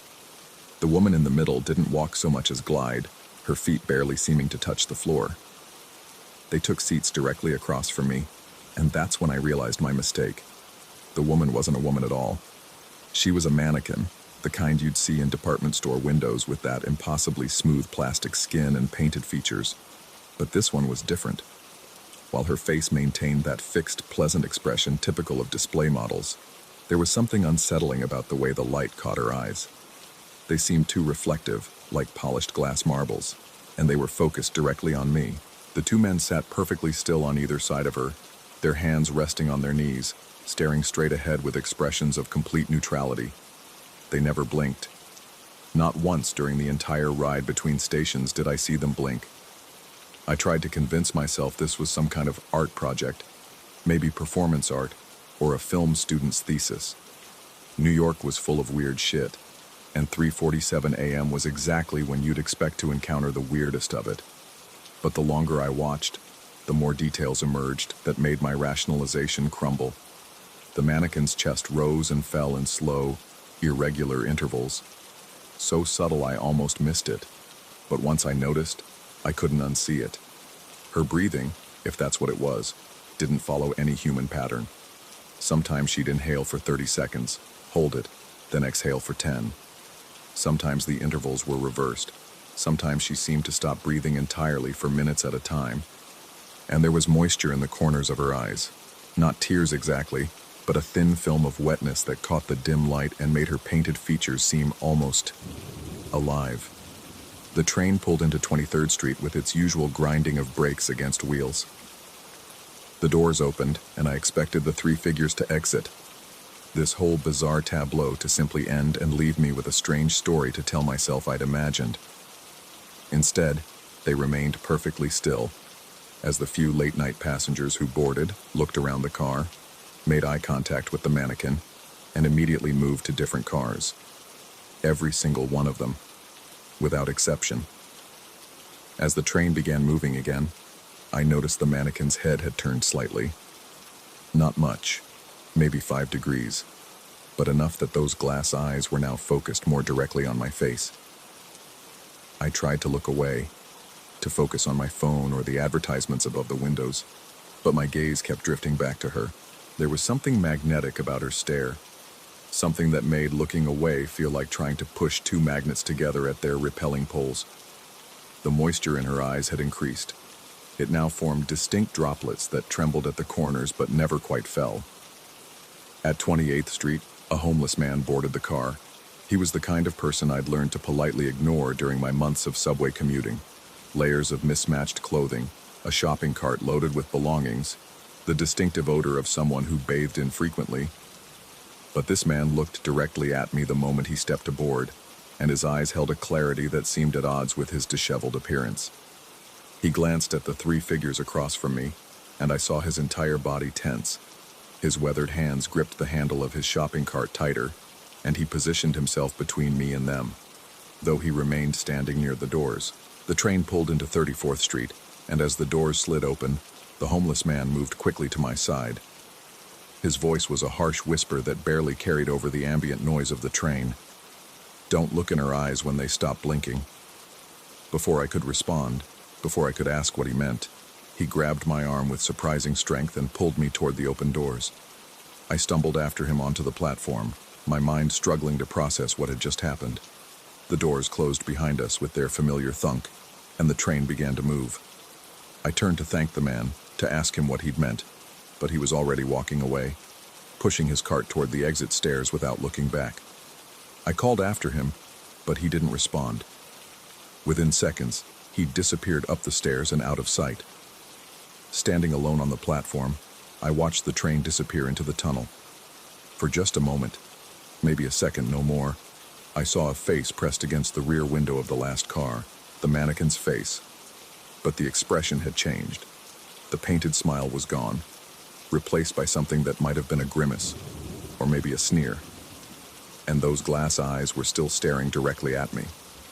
Then the train was gone, and I was left with nothing but the buzzing fluorescent lights and the echo of my own breathing in the empty station. I caught the next train in the second-to-last car. That was 3 weeks ago, and I haven't ridden in the last car of any train since. Not on any line, not at any time of day. I tell myself it's just superstition, just my mind playing tricks after a long shift and too little sleep. But I've started paying attention to things I never noticed before. The MTA security footage from that night shows power failures affecting the electrical systems of several trains around that time. The cameras in the last cars of multiple trains experienced simultaneous malfunctions between 3:30 and 4:00 a.m. Technical difficulties, according to the incident reports I managed to access through a friend who works for the Transit Authority. I've also started noticing other passengers' behavior. How people pause at the entrance to the last car of every train, then suddenly change their minds and walk to different cars. How the last car is almost always the emptiest, even during rush hour. How some of the older transit workers, the ones who've been riding the rails for decades, never set foot in the rear car when they're checking tickets or cleaning. And sometimes, late at night when I'm coming home from work, I see her. Never in the train I'm riding, of course, but in trains traveling the opposite direction, passing by in a blur of light and motion. Just for a fraction of a second, I'll glimpse a familiar beige coat and painted features pressed against a window in the last car. Always the last car, always staring out as if looking for something specific. Last Tuesday, I could have sworn I saw moisture on the outside of the window where her face had been pressed against the glass. I've started taking the bus home, but the thing that bothers me most The detail that keeps me awake long after I've reached the safety of my apartment is what the homeless man said. He told me not to look in her eyes when they stopped blinking, but during the entire time I sat across from her, watching her breathe with that irregular rhythm and noting the moisture that gathered at the corners of her painted features, I never once saw her blink. Not once. Which means either he was talking about something that hadn't happened yet, or those glass eyes had been blinking the entire time, and I simply hadn't noticed. I'm not sure which possibility frightens me more. The MTA released a statement last week about updating the security systems in their older cars. New cameras, better lighting, improved electrical systems. They mentioned that several cars had been experiencing technical anomalies that affected both the environmental controls and surveillance equipment. They assured the public that these issues were being addressed and that all cars were safe for passengers. But they didn't mention why 3 cars had been taken out of service entirely, and they didn't explain why all 3 of them were the last cars in their respective consists. I still take the subway to work. I still come home late at night after double shifts, but now I count the cars before I board, and I never ever step into the last one, even when it's the only car with empty seats, even when the others are packed with commuters and I have to stand for the entire ride. Because sometimes, in the reflection of the tunnel walls as the train speeds through the darkness, I can see the last car behind me. And sometimes there are shadows moving in that car, 3 figures sitting in perfect stillness. And sometimes, just for a moment before the train emerges into the brightness of the next station, I catch a glimpse of painted features and glass eyes turned toward the front of the train, turned toward me. I don't know if what I saw that night was real. I don't know if the homeless man was a guardian angel or just another disturbed soul haunting the subway tunnels. I don't know if the mannequin was ever alive, or if my exhausted mind created details that were never there, but I do know that somewhere in the New York subway system, in the last car of some train running through the darkness, 3 figures sit in perfect stillness, waiting for the next passenger brave enough, or foolish enough, to join them for the ride. And I know that I will never be that passenger again. The last car belongs to them now. I just hope they stay there.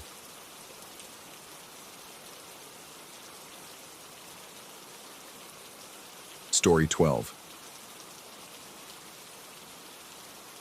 The Appalachian fog rolls through these mountains like something hungry, swallowing the tracks ahead of my locomotive until I can barely see 20 feet past the headlight. 23 years I've been running maintenance checks on this stretch of the Norfolk Southern line, and the mist still makes my skin crawl. Tonight feels different, though. Heavier, like the air itself is holding its breath. I throttle down as we approach mile marker 247, where the old Blackwater Viaduct spans the gorge. Been abandoned since the 70s, when they rerouted the main line through the valley instead of over it.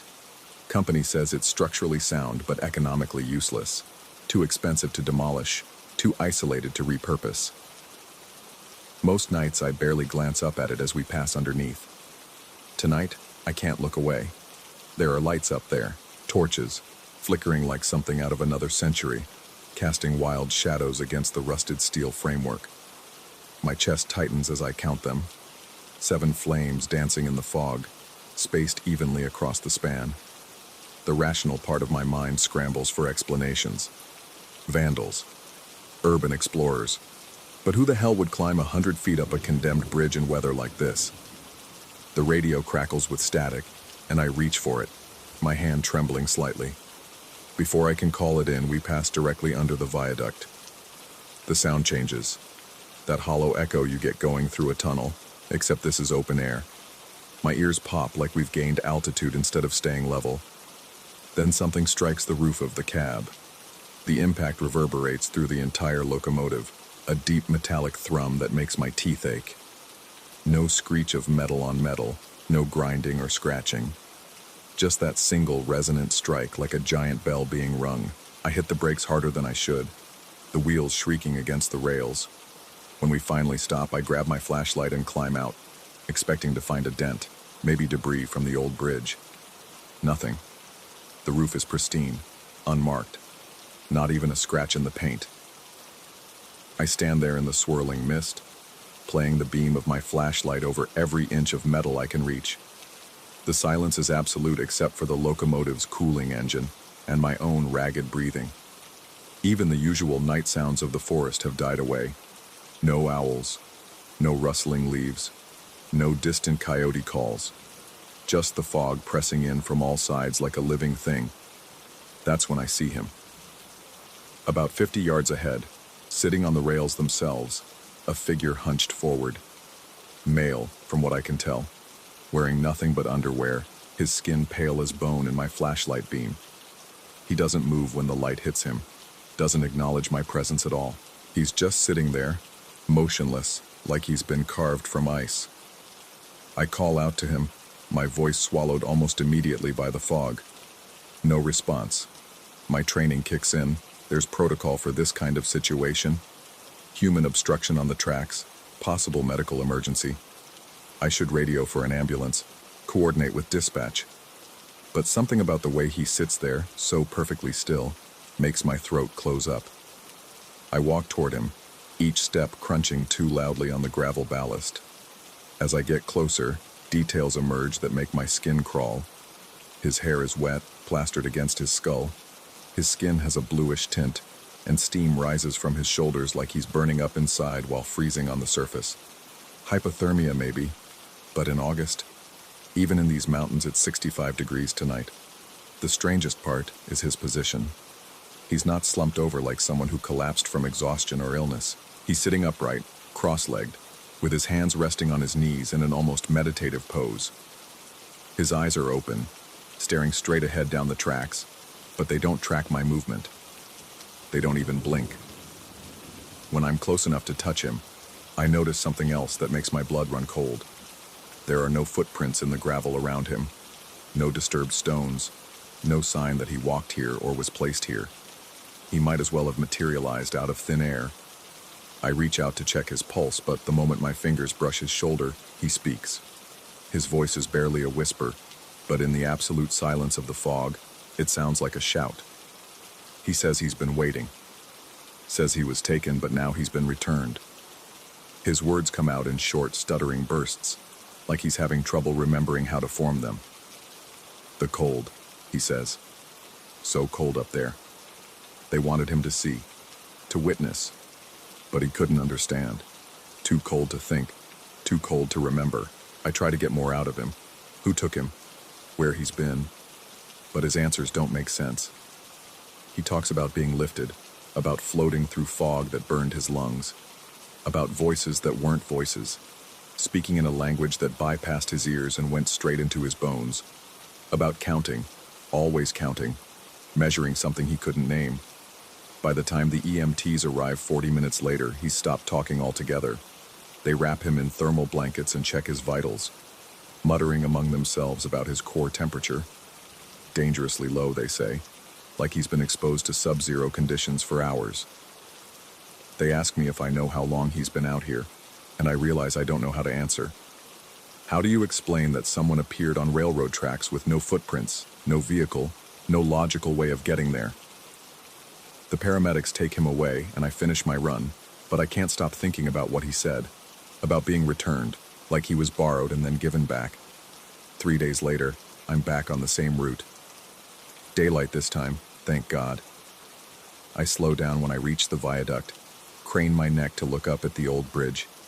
In the harsh afternoon sun, it looks exactly like what it is. A rusted relic, dangerous and empty. No signs of recent activity, no evidence that anyone has been up there in years. But at the base of the span, where the fog had been thickest that night, I find them. Symbols scratched into the bark of an old oak tree with what looks like charcoal. They're not letters or numbers, not anything I recognize from any alphabet. They look organic somehow, like they grew naturally from the wood grain. Spirals and angular lines that hurt to look at directly, that seem to shift and writhe when I'm not focusing on them. And hanging from one of the lower branches, a bronze bell, heavy, tarnished green with age, suspended from a length of railroad cable that definitely wasn't there 3 days ago. The bell is larger than I expected, maybe 8 inches across, with an intricate pattern etched around its rim. The same symbols from the tree bark, repeated in an endless loop. I reach out to touch it, and it rings before my fingers make contact. Two clear, resonant chimes that echo off the viaduct's steel framework and seem to hang in the air long after they should have faded. The sound makes something deep in my chest vibrate, like my ribs are tuning forks. That night, running my regular maintenance route, I hear it again. Two chimes as we pass under the bridge, right on schedule. The bell is 60 yards away, hanging motionless in the still air, but I hear it clear as day through the locomotive's reinforced cab. My partner Rodriguez doesn't react, doesn't even look up from his paperwork. I ask him if he heard anything, and he gives me that look, the one that says he's wondering if the old-timer is finally losing it. Can't say I blame him. If someone told me they were hearing phantom bell chimes, I'd probably think the same thing. But every night since then, it's the same thing. Two chimes as we pass the viaduct. Always two. Always perfectly timed. I start paying attention to my watch when it happens, and I realize something that makes my mouth go dry. The first chime always sounds at exactly 11:47 p.m. The second chime comes exactly 37 seconds later. I start keeping notes, documenting each occurrence. The timing never varies, not by even a second. Wind conditions don't matter. Weather doesn't matter. The bell rings on schedule whether it's dead calm or gusting 20 miles per hour, and Rodriguez never hears it. Neither do any of the other crew members when they're riding with me. Just me.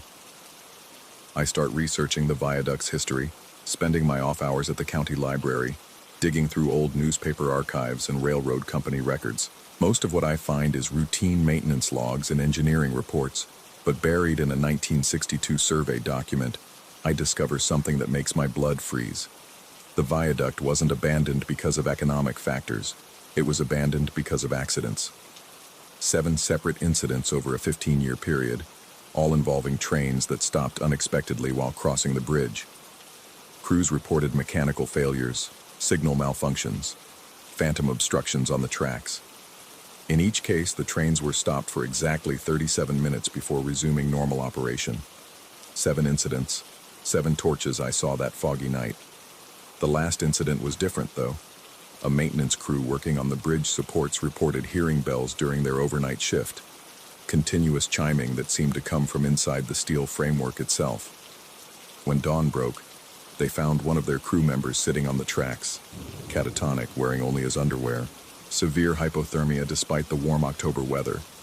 He never fully recovered, spending the rest of his life in a state facility, claiming he'd been borrowed for counting. The railway company sealed the bridge 2 weeks later. I show the research to Rodriguez, to my supervisor, to anyone who'll listen. They nod politely and suggest I might need some time off. Maybe see the company psychologist. Stress, they say. Isolation. The night shift can mess with your head after a while. But I know what I'm hearing, what I'm seeing, because it's getting worse. Now I hear the bell during the day sometimes, faint but unmistakable, even when I'm miles away from the viaduct. And the symbols I found carved into that oak tree, I'm starting to see them other places, scratched into rail yard fences, etched into the sides of cargo containers, painted on the walls of tunnel entrances. Always the same organic, writhing patterns that make my eyes water when I look at them too long. Last week I found fresh symbols carved into the dashboard of my locomotive, right there in the middle of my workspace, where I would have noticed them being made.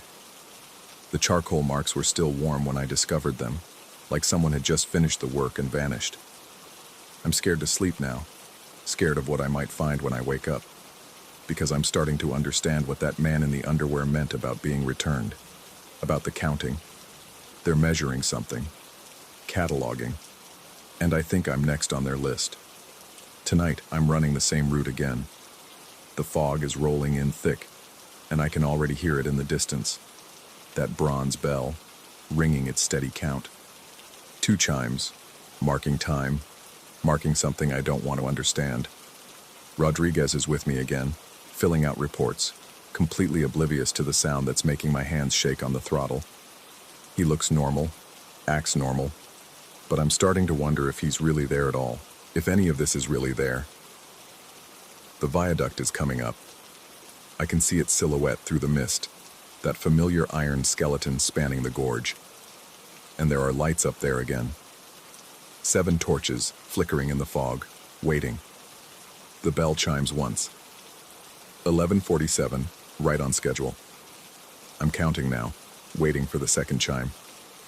35 seconds. 36. The sound when it comes isn't what I expect. It's not the bronze bell at all. It's my voice echoing down from the viaduct, calling out numbers in a language I don't recognize but somehow understand. Measuring, cataloging, counting. And Rodriguez is gone. The cab is empty except for me and the sound of my own voice, drifting down through the fog like smoke. The locomotive slows to a stop directly under the bridge, even though my hands aren't on the controls. Steam rises from my skin, and the cold is starting to set in. That burning, freezing cold that steals thoughts and turns bones to ice. Above me, the torches flicker, and I understand that they're not torches at all. They're not even lights. They're counting too. And now, finally, I know what they've been measuring all these years. Time, duration, the length of human awareness before it fragments and scatters like fog.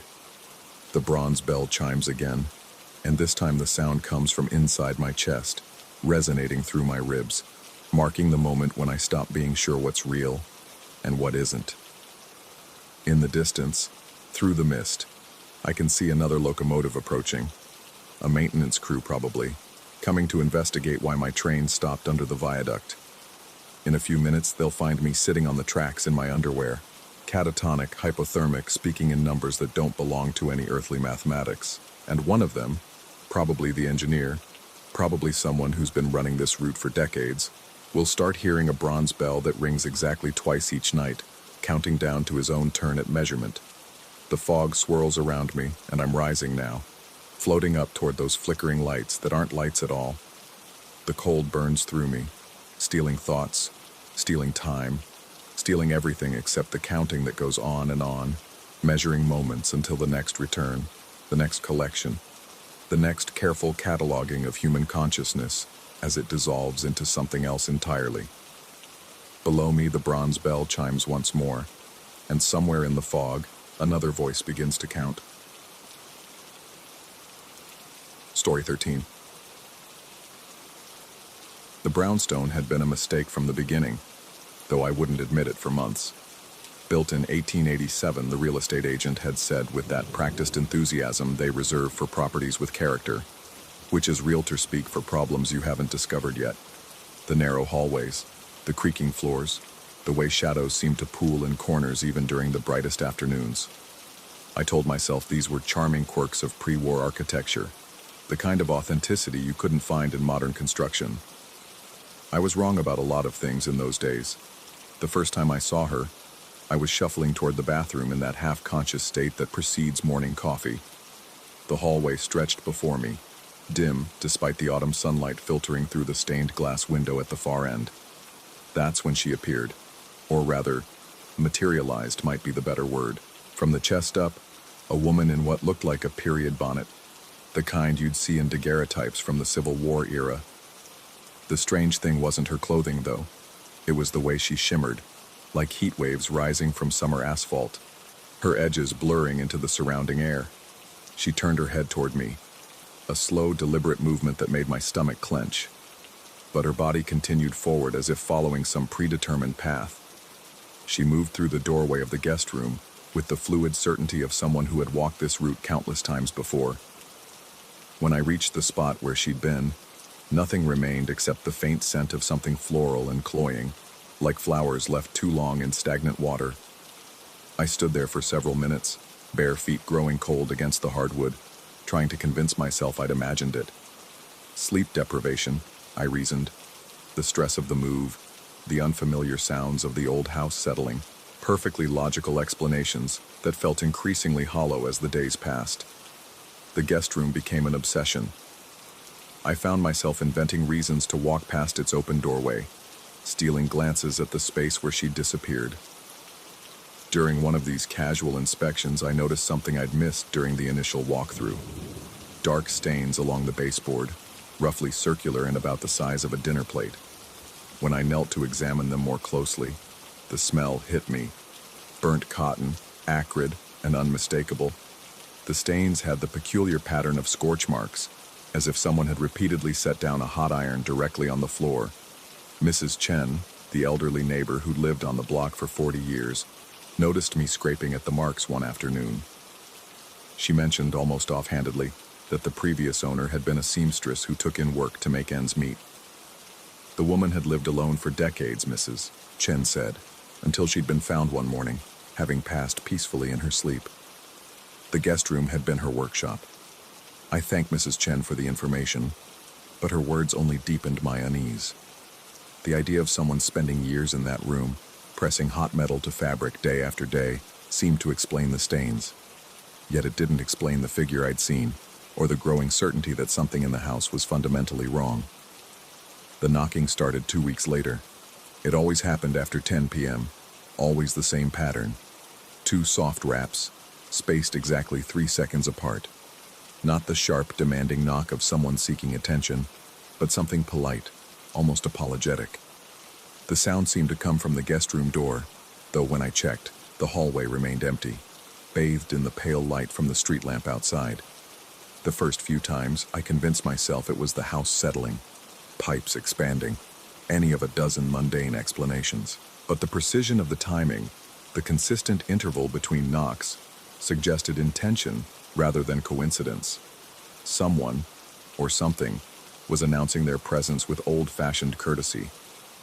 On the 4th night, I decided to investigate. I positioned myself at the end of the hallway with a clear view of the guest room door, determined to catch whatever was causing the disturbance. At 10:17 p.m., the knocks came as expected. I watched the door intently but saw nothing that could account for the sound. When I approached and turned the handle, the room beyond appeared exactly as I'd left it. Empty, dust motes dancing in the moonlight streaming through the windows. But something had changed. The mirror above the small vanity, a piece that had come with the house, was fogged with condensation, as if someone had just taken a hot shower. I ran my fingers along the surface, feeling the moisture despite the fact that no water had been running anywhere in the house. The glass was cold to the touch, not warm as it should have been if steam had caused the fogging. Sleep became elusive.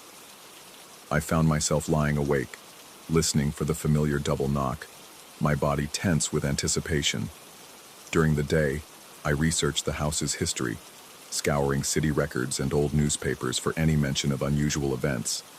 The information was sparse but troubling.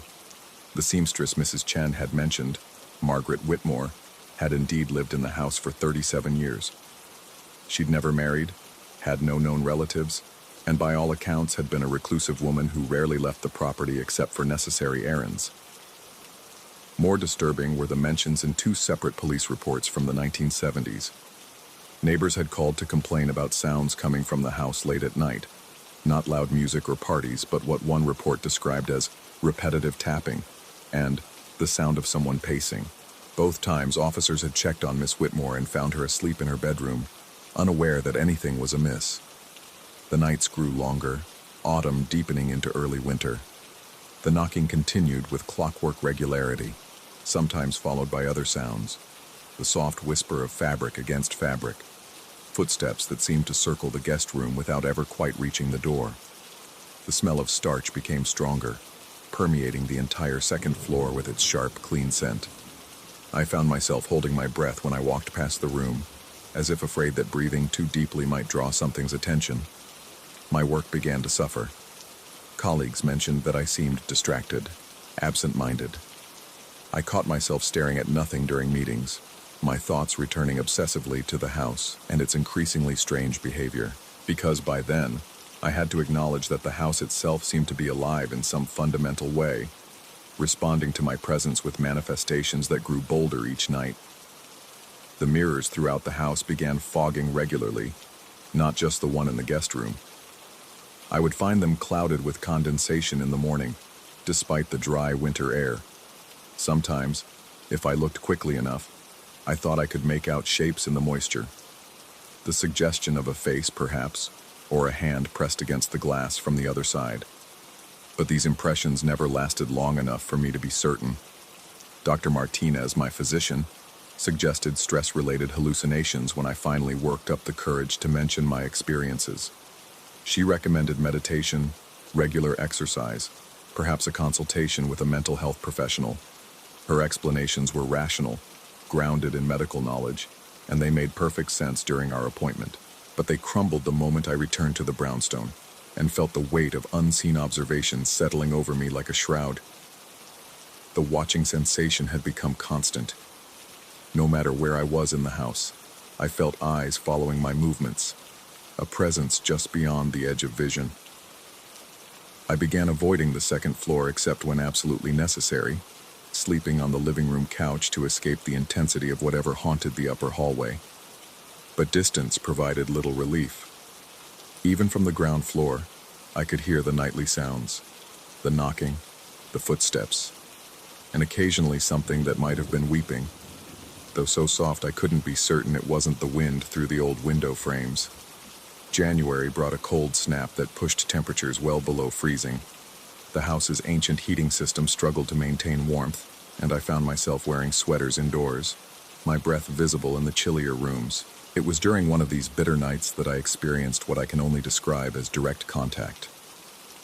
I had been reading in the living room, trying to lose myself in someone else's words, when the familiar double knock echoed from upstairs. By now, the sound had become as routine as the chiming of a clock, barely registering in my conscious mind. But this time, it was followed by something new, the distinct creak of the guest room door opening. My book forgotten, I crept to the bottom of the staircase and listened. Footsteps moved across the floor above, slow and measured, as if someone were pacing the length of the room. The sounds were too deliberate, too purposeful to be dismissed as settling timbers or thermal expansion. Someone, or something, was walking back and forth in the guest room with the patience of a person deep in thought. Against every instinct screaming at me to flee, I climbed the stairs. The hallway stretched before me, seeming longer than usual in the dim light. The guest room door stood open, though I was certain I'd closed it that morning. From within came the unmistakable sound of activity, the whisper of fabric, the soft thud of something being set down repeatedly, the rhythmic motion of work being performed. I approached the threshold and peered inside. The room appeared empty, but the evidence of occupancy was unmistakable.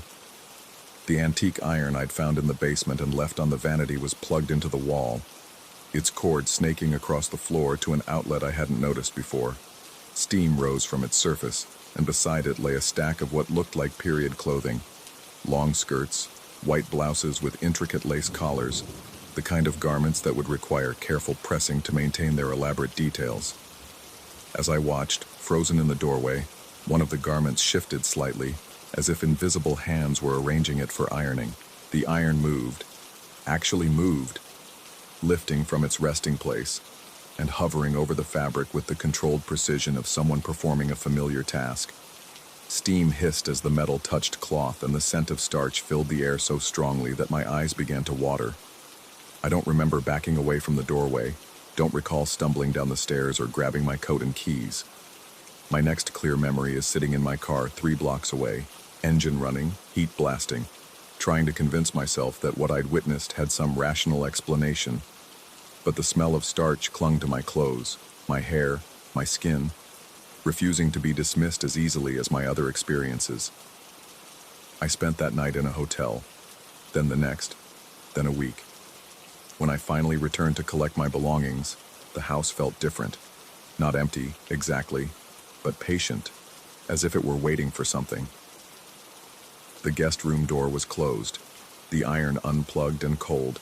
The mysterious clothing had vanished, leaving no trace except the familiar scorch marks on the baseboard, which seemed darker and more numerous than before. Mrs. Chen mentioned that she'd seen lights in the house during my absence, movement in the upstairs windows late at night. She seemed genuinely puzzled when I insisted I hadn't been there, finally suggesting that perhaps the property management company had sent someone to check on things. But I knew better. Margaret Whitmore was still there, still tending to her work with the dedication of someone who had never truly finished the task at hand. The house wasn't haunted in any conventional sense. It was occupied, claimed by someone who had never learned how to leave. I put the brownstone on the market 3 days later, accepting the first offer despite taking a significant financial loss. The new owners, a young couple with renovation plans and modern sensibilities, seemed thrilled by what they called the property's authentic period charm. I wished them well and said nothing about the guest room, the knocking, or the woman who pressed invisible clothes with methodical precision. Sometimes driving through Brooklyn late at night, I find myself taking the long way around that particular block. From the street, the brownstone looks peaceful, its windows glowing with warm light. But if I slow down and look carefully at the second floor, I can sometimes see her silhouette moving back and forth behind the guest room curtains. A figure in an old-fashioned bonnet going about her work with the endless patience of someone who has all the time in the world. The new owners haven't called to complain about strange sounds or unexplained smells. Perhaps Margaret Whitmore has learned to be more discreet. Or perhaps some people are simply better suited to sharing their space with the past. I tell myself it doesn't matter, that whatever exists in that house is no longer my concern. But on winter nights when the air is sharp and cold, I catch myself holding my breath whenever I pass an antique store or see period clothing displayed behind glass. The scent of starch has become a trigger, sending my pulse racing with memories I can't quite trust. I've learned to live with the uncertainty, the knowledge that some experiences resist easy categorization, hovering forever in the space between belief and doubt. The brownstone stands at the corner of Henry and DeGraw, its windows dark now as I write this. But I know that upstairs in the guest room where burnt cotton stains mark the floorboards, someone is still working, still tending to the endless task of making things perfect, one careful press at a time. Whether that someone is real or a product of my overstressed mind no longer seems like the important question. What matters is that she's found her peace, and I've found mine elsewhere, in a modern apartment with clean lines and no history to speak of. Some stories don't need endings, just the wisdom to know when to stop looking for them.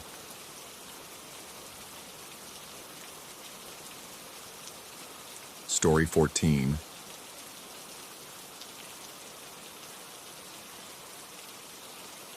The first thing you notice about the Whitmore State Hospital isn't the peeling paint or the boarded windows.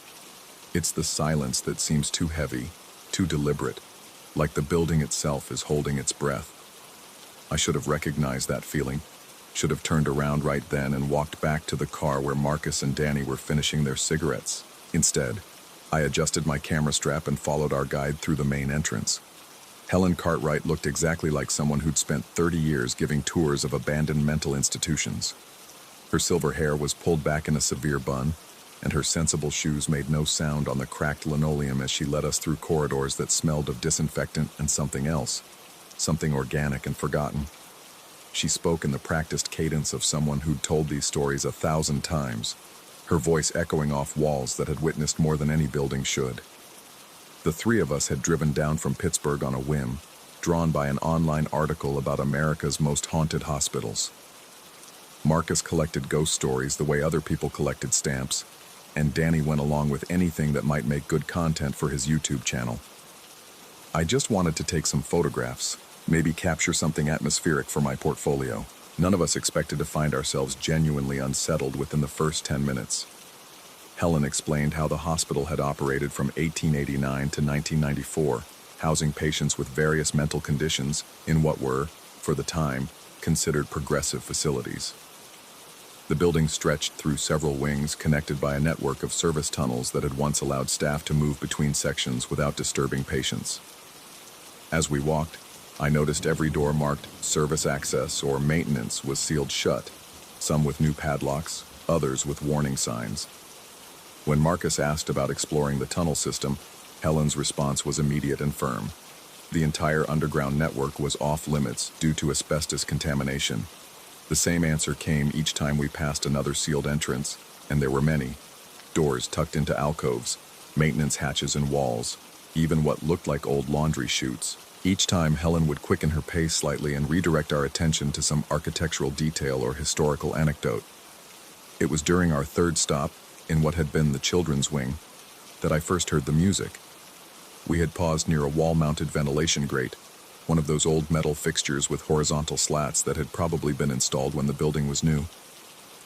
Helen was describing the hospital's educational programs when the sound drifted up from somewhere below. Thin, tinny, like a music box winding down. The melody was familiar, something from childhood, though I couldn't immediately place it. It played perhaps 6 or 7 notes before cutting off abruptly, always on the same note, leaving an expectant silence that felt more unsettling than the music itself. Helen didn't acknowledge the sound, continuing her narration without pause. When Danny glanced at me with raised eyebrows, I shrugged and pointed toward the grate. The music came again, the same fragment, stopping at the same place. This time Marcus heard it too, his head tilting in that way people do when they're trying to identify a distant sound. The pattern continued throughout the tour. Whenever we stopped near a ventilation grate, and there were many, the old building's heating system requiring numerous air returns, we'd hear those same incomplete bars of music, always the same fragment, always stopping at precisely the same note. It began to feel less like coincidence and more like the building was trying to tell us something, though Helen maintained her professional demeanor and never once acknowledged what we were hearing. I started recording during our stop in the former cafeteria. My phone's voice memo app picked up Helen's explanation of the hospital's meal programs, but beneath her words, clear as anything, was that music box melody. The same 6 notes, the same abrupt ending. I showed the recording to Marcus, who confirmed he could hear it too. Danny filmed me playing it back, his camera catching the way our guide's expression tightened almost imperceptibly when she heard her own voice accompanied by that ghostly tune. By the time we reached the administrative wing, I had nearly an hour of recordings. Each one contained the same musical fragment, always emerging from whatever ventilation grate was nearest to where we stood. The melody had begun to feel oppressive, like a song stuck in your head but worse, invasive, demanding attention. I found myself anticipating it, counting the seconds until we'd stop near another grate and hear those same notes drift up from the darkness below. Helen concluded the tour in the main lobby, providing information about the hospital's closure and current preservation efforts. She mentioned that the building's historical society was working to maintain the structure while addressing environmental hazards like the asbestos in the service areas. When Marcus pressed her again about the tunnels, she simply repeated that they were completely inaccessible and would remain so for the foreseeable future. As we walked back to the parking lot, I played one of my recordings for the group.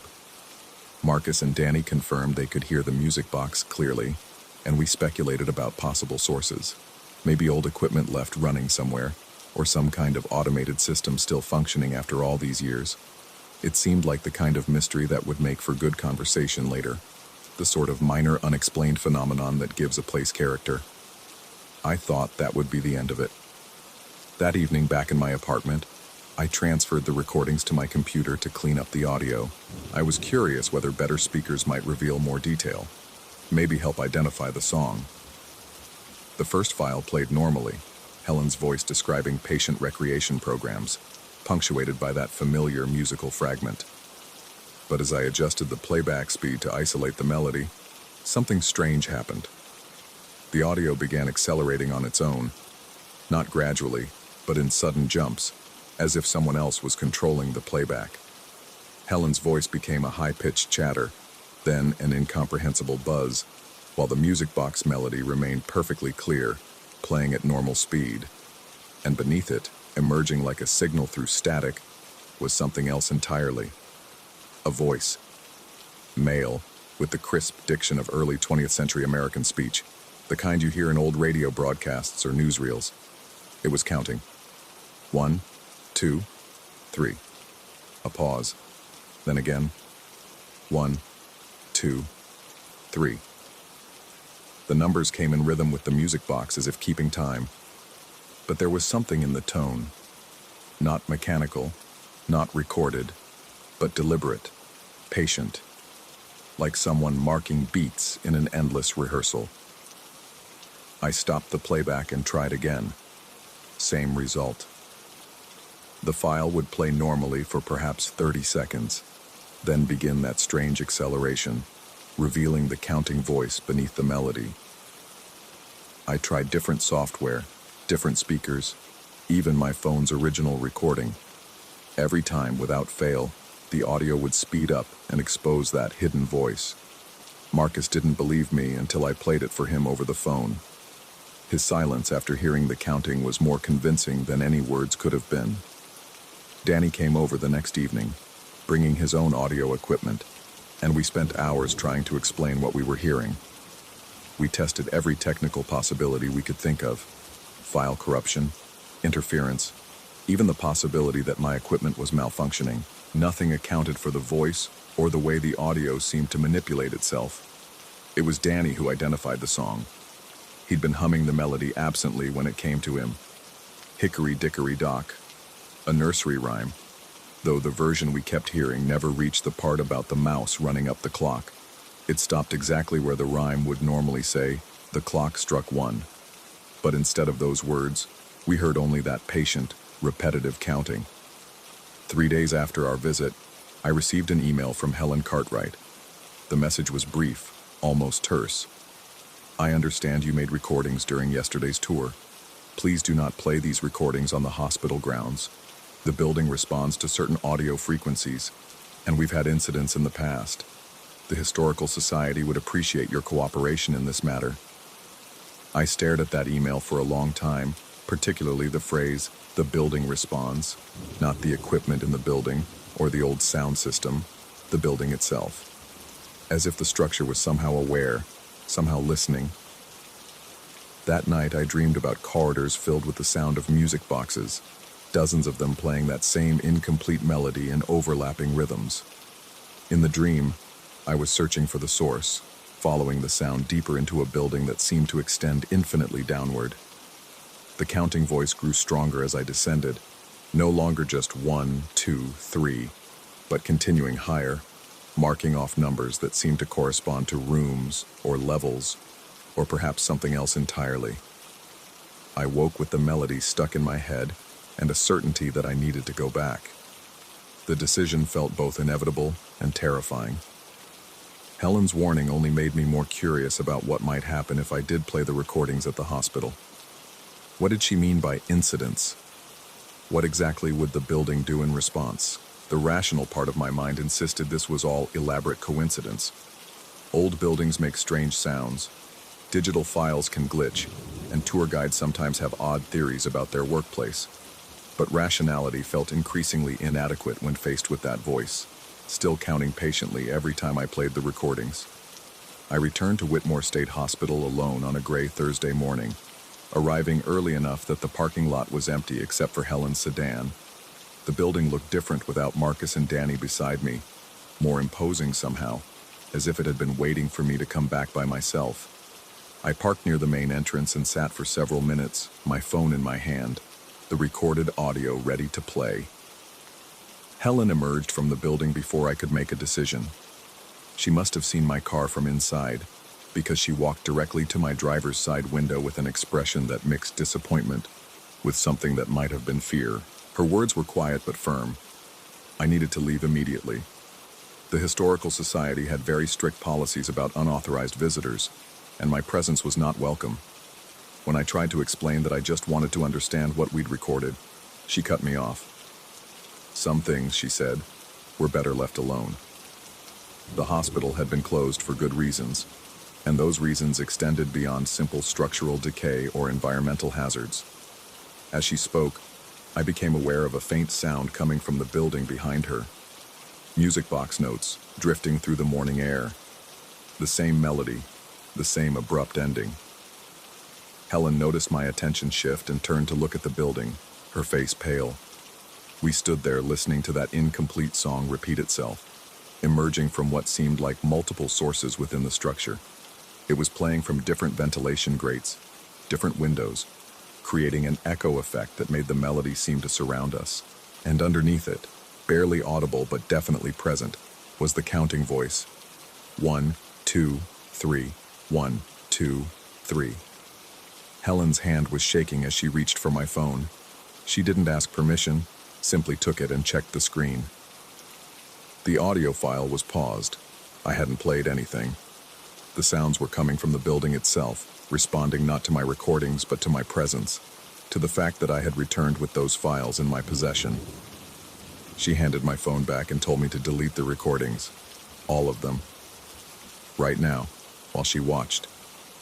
When I hesitated, she explained that every few years, someone would record something during a tour, and some of those people would come back. Most of them listened when asked to stay away. A few didn't, and those were the ones who had caused what she called incidents. I asked what kind of incidents, but Helen was already walking back toward the building. She paused at the entrance and looked back once, her expression conveying something I couldn't quite identify. Warning, perhaps, or pity. The music box melody was still playing, growing louder, and I realized it was no longer just that simple fragment. The song was continuing, playing past the point where it had always stopped, revealing verses I didn't want to hear.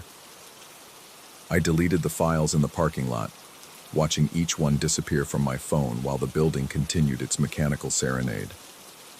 The counting voice faded as the last recording vanished, and by the time I drove away, Whitmore State Hospital had returned to its usual oppressive silence. But I still hear it sometimes, especially at night when the apartment is quiet. Not from any recording. Those are gone, permanently erased, but from memory, or perhaps from something deeper than memory. The same 6 notes, always stopping at the same place, always followed by that patient counting. 1, 2, 3, 1, 2, 3. Marking time in a rhythm that feels less like music and more like a metronome, keeping perfect time for something I was never meant to understand. I've researched the hospital's history since then, looking for any mention of incidents involving recordings or audio phenomena.